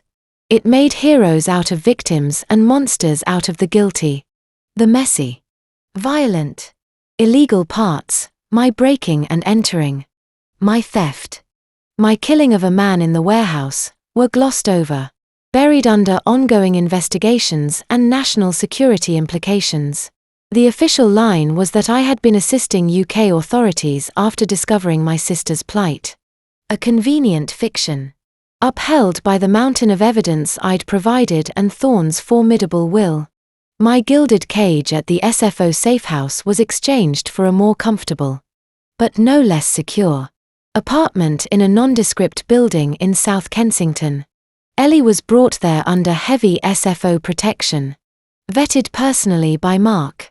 The moment she walked through the door, the last vestiges of the mission fell away. We stood in the middle of the bland living room, just looking at each other. She was still too thin. Her eyes still held shadows. But the hunted, frantic look was gone. In its place was a profound, weary sorrow, and a dawning, fragile strength. We didn't speak. We just moved into each other's arms, holding on as if the world were trying to pull us apart. She cried. Great, shuddering sobs that seemed to come from the very core of her. I held her. My own eyes dry but my throat tight. We were mirrors again. But for the first time, we were reflecting the same shattered reality. Not a distorted imitation. I'm so sorry, she whispered into my shoulder. I brought this to you. All of it. Don't, I said. My voice rough. Don't you dare. He brought it. Volkov brought it. You survived it. That's all that matters. Over the next few days, we began the painful, halting process of putting her life back together. Thorne came often, her demeanor shifting from fierce prosecutor to a kind of stern, protective godmother. She brought updates. Sir James Atherton had signed a full confession, implicating half a dozen other MPs and lords in the Ether Group. The environmental report fraud was public, triggering a formal inquiry that would sink the project and the consortium. The £5 million life insurance policy on Eleanor was voided due to fraud. The insurance company, terrified of scandal, quietly settled a substantial sum on Ellie for distress. Liam's assets were frozen. His company in administration. His reputation in tatters. And Oleg Volkov sat in Belmarsh Prison's high-security unit, fighting extradition to the US on separate money laundering charges the Treasury Department had miraculously discovered. Thorne's nudge had become a transatlantic shove. His empire was under siege from all sides. His lawyers were the best money could buy, but the walls were closing in. The public arrest, the tape of his threats, had shattered his aura of untouchable impunity. In the world of high-stakes crime, perception is everything. He was now damaged goods. But he wasn't finished. He fired his British lawyers and hired a new team, headed by a notoriously aggressive solicitor named Crispin Locke. Their strategy was clear: attack the credibility of the evidence, and attack the credibility of the witnesses. Specifically, attack Eleanor, and by extension, Attack me. A week after Volkov's arrest, a story appeared in a gossipy but widely read tabloid. The source was close to the Cavendish family. It detailed Eleanor's long history of mental instability, her hospitalizations, her dependence on prescription medication. It quoted a family friend saying Liam had been at his wits' end trying to help his troubled wife. It painted a picture of a hysterical, unreliable woman whose testimony was the fantasy of a broken mind, egged on by her violence-prone, mercenary sister. It was Clara Willoughby's revenge. Or perhaps Volkov's. Or both. The narrative war was on. Ellie read the article on a tablet. Her face pale. "They're using everything he set up," she said. Her voice trembling not with fear, but with a cold, clear anger I hadn't heard before. The doctors. The pills. The therapy notes. He built this prison. And now they're locking the door from the outside. "We expected this," Thorne said, pacing the apartment. "Locke's style. Muddy the waters. Put you on trial. We have the medical report from Zurich. We can prove it's a forgery. We have your real medical records. We'll fight it." "Fighting it in court gives it oxygen," I said, looking out the window. "It lets them frame the debate. We need to reframe it." "How?" Ellie asked. I turned to face them. "By not being a victim. By being a witness. But on your terms. Not in a tabloid. Not in a preliminary hearing. In the one place Volkov cannot control, the courtroom at his extradition hearing. And you won't be alone." The plan was a gamble. Thorne hated it. The Crown Prosecution Service hated it. But I had one card left to play, my own testimony. As a serving US Navy officer, my appearance in a UK court was a diplomatic minefield. But I offered it. I would testify. Not about the fraud. But about the night in the warehouse. About Volkov's men executing Liam and attempting to execute a government minister. About Volkov's own threats on the rooftop. I would be the corroborating witness to his violence. The steel spine to Ellie's testimony of systemic abuse. We would go in together. Sisters. The victim and the soldier. The broken and the breaker. The hearing at Westminster Magistrates' Court was a media circus. Photographers and satellite trucks choked the streets. Inside, the air was thick with tension. Volkov sat in the dock, wearing a Savile Row suit that looked absurd in the shabby courtroom. He looked diminished behind the plexiglass. But his eyes were alive with a cold, intelligent malice. He watched everyone. Especially the public gallery where Ellie and I sat with Thorne, waiting to be called. His lawyer, Crispin Locke, was a performance. In his wig and gown. He was a shark in barrister's robes. He spent the morning trying to pick apart the SFO's financial evidence, arguing it was obtained illegally, that it was circumstantial, that his client was a legitimate businessman caught in a web of Liam Cavendish's deceit. Then, they called Eleanor Cavendish. A hush fell over the court. Ellie stood. She was wearing a simple, elegant navy dress. Not the frills and flounces Liam had chosen, but something strong, mature. She had cut her hair. A sharp bob that framed her face.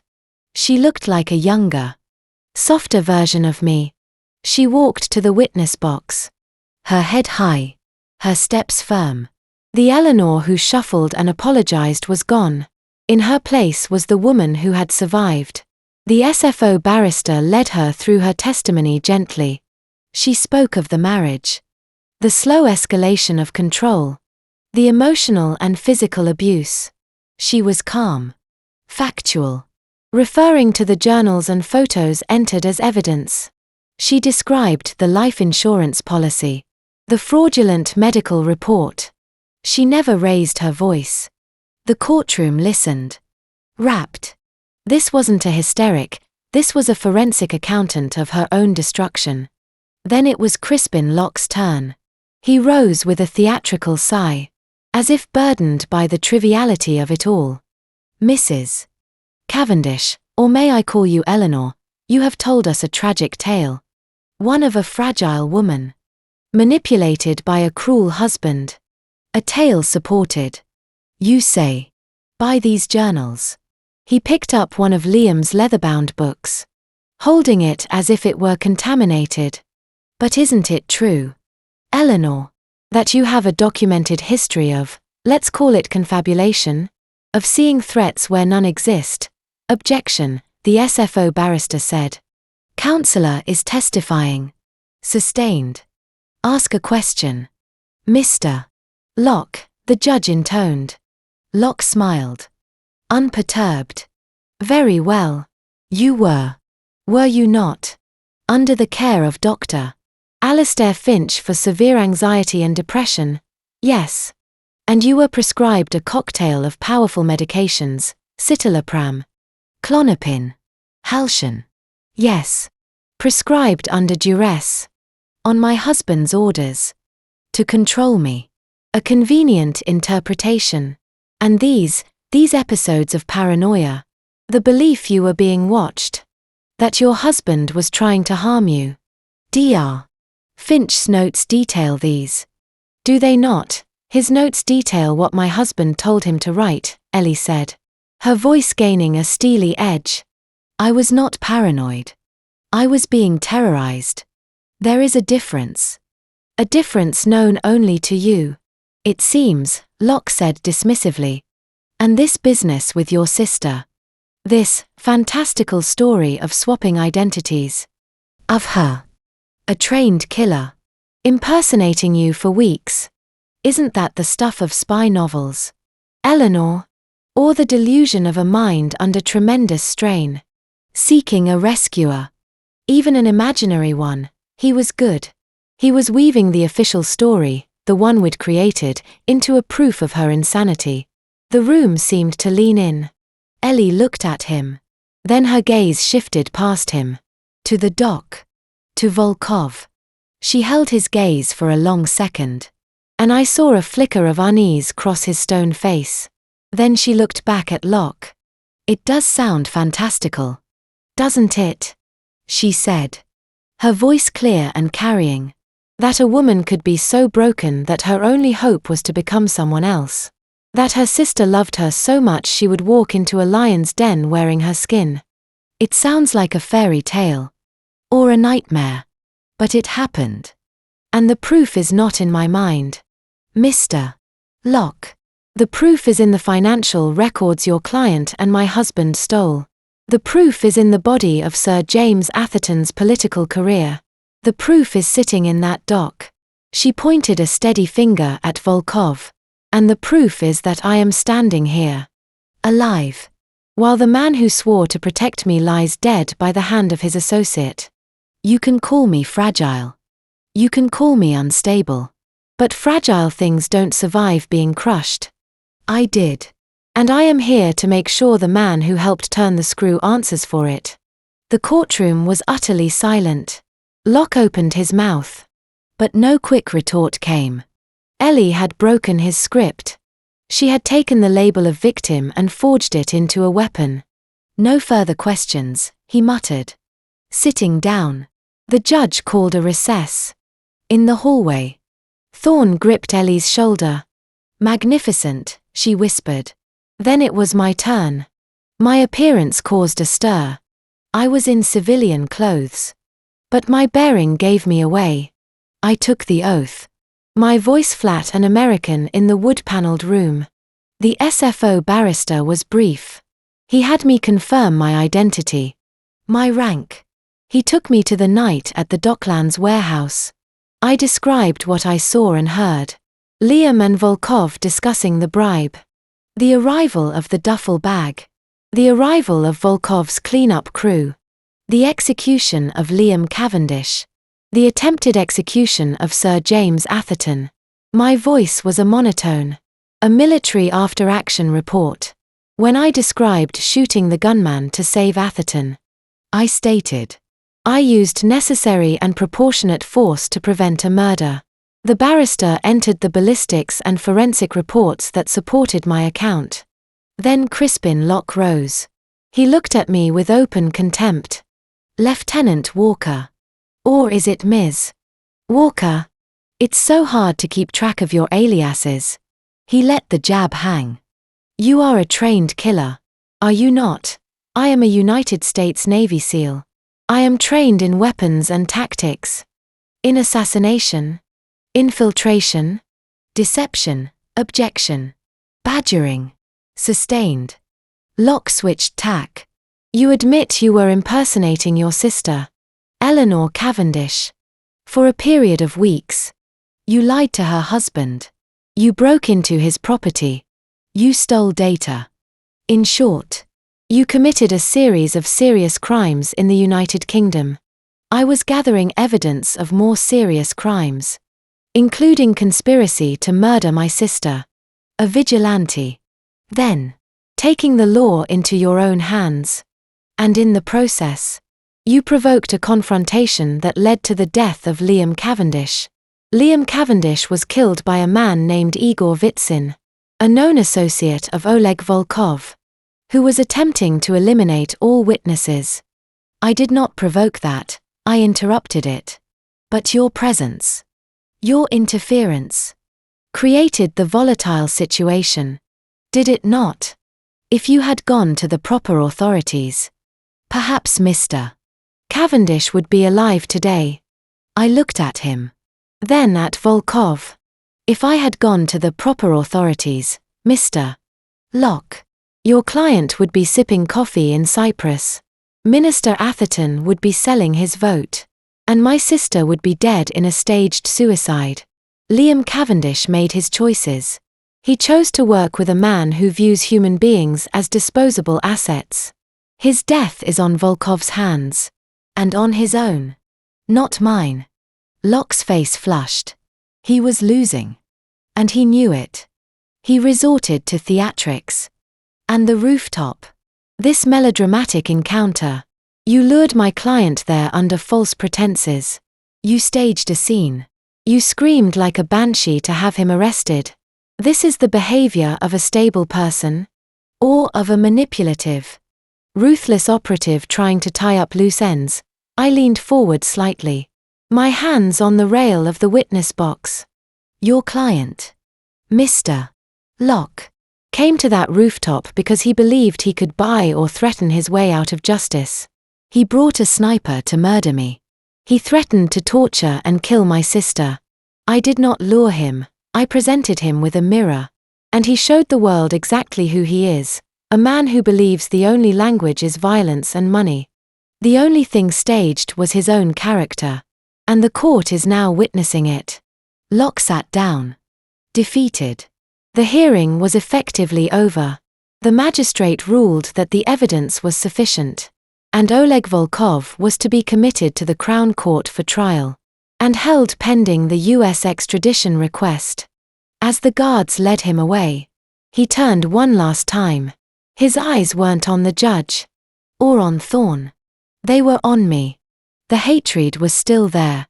But it was now mixed with something else, a weary, furious understanding. He had been outmaneuvered.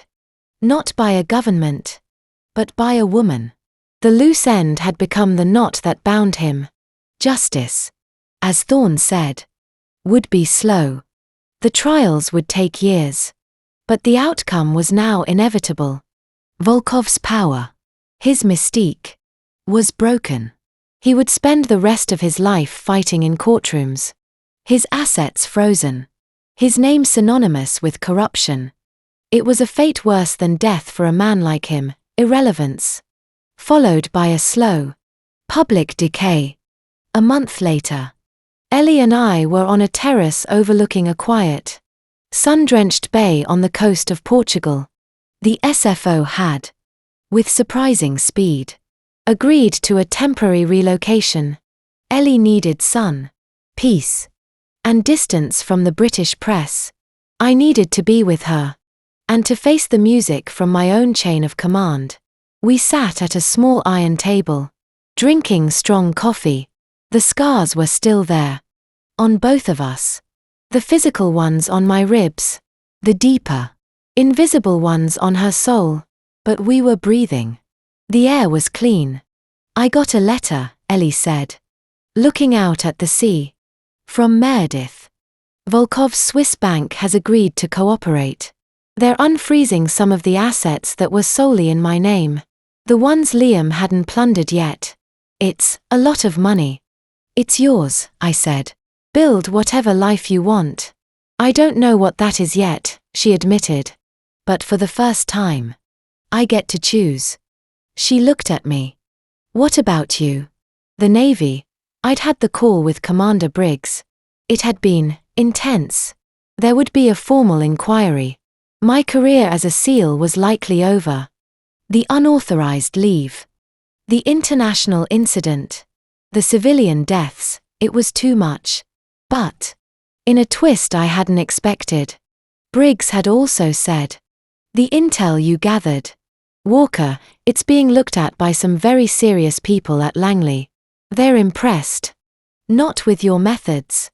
For Christ's sake. But with your results. You might have a future. Just not in the teams. If you want it. I didn't know if I wanted it. The grey world of intelligence. More lies. More disguises. But a different kind of war. I have some choices to make too, I said. She reached across the table and took my hand. Her grip was firm. Whatever you choose. You don't have to do it alone. And you don't have to be someone else. I squeezed her hand back. That was the real lesson. The one Liam and Volkov would never understand. The strongest weapon wasn't a disguise or a lie. It was the truth of who you were. And who you stood with. Revenge hadn't erased the pain. It hadn't brought back the years Liam stole. But it had carved out a space for something new. It had taken the power to hurt and turned it into the power to protect. It had given my sister her life back.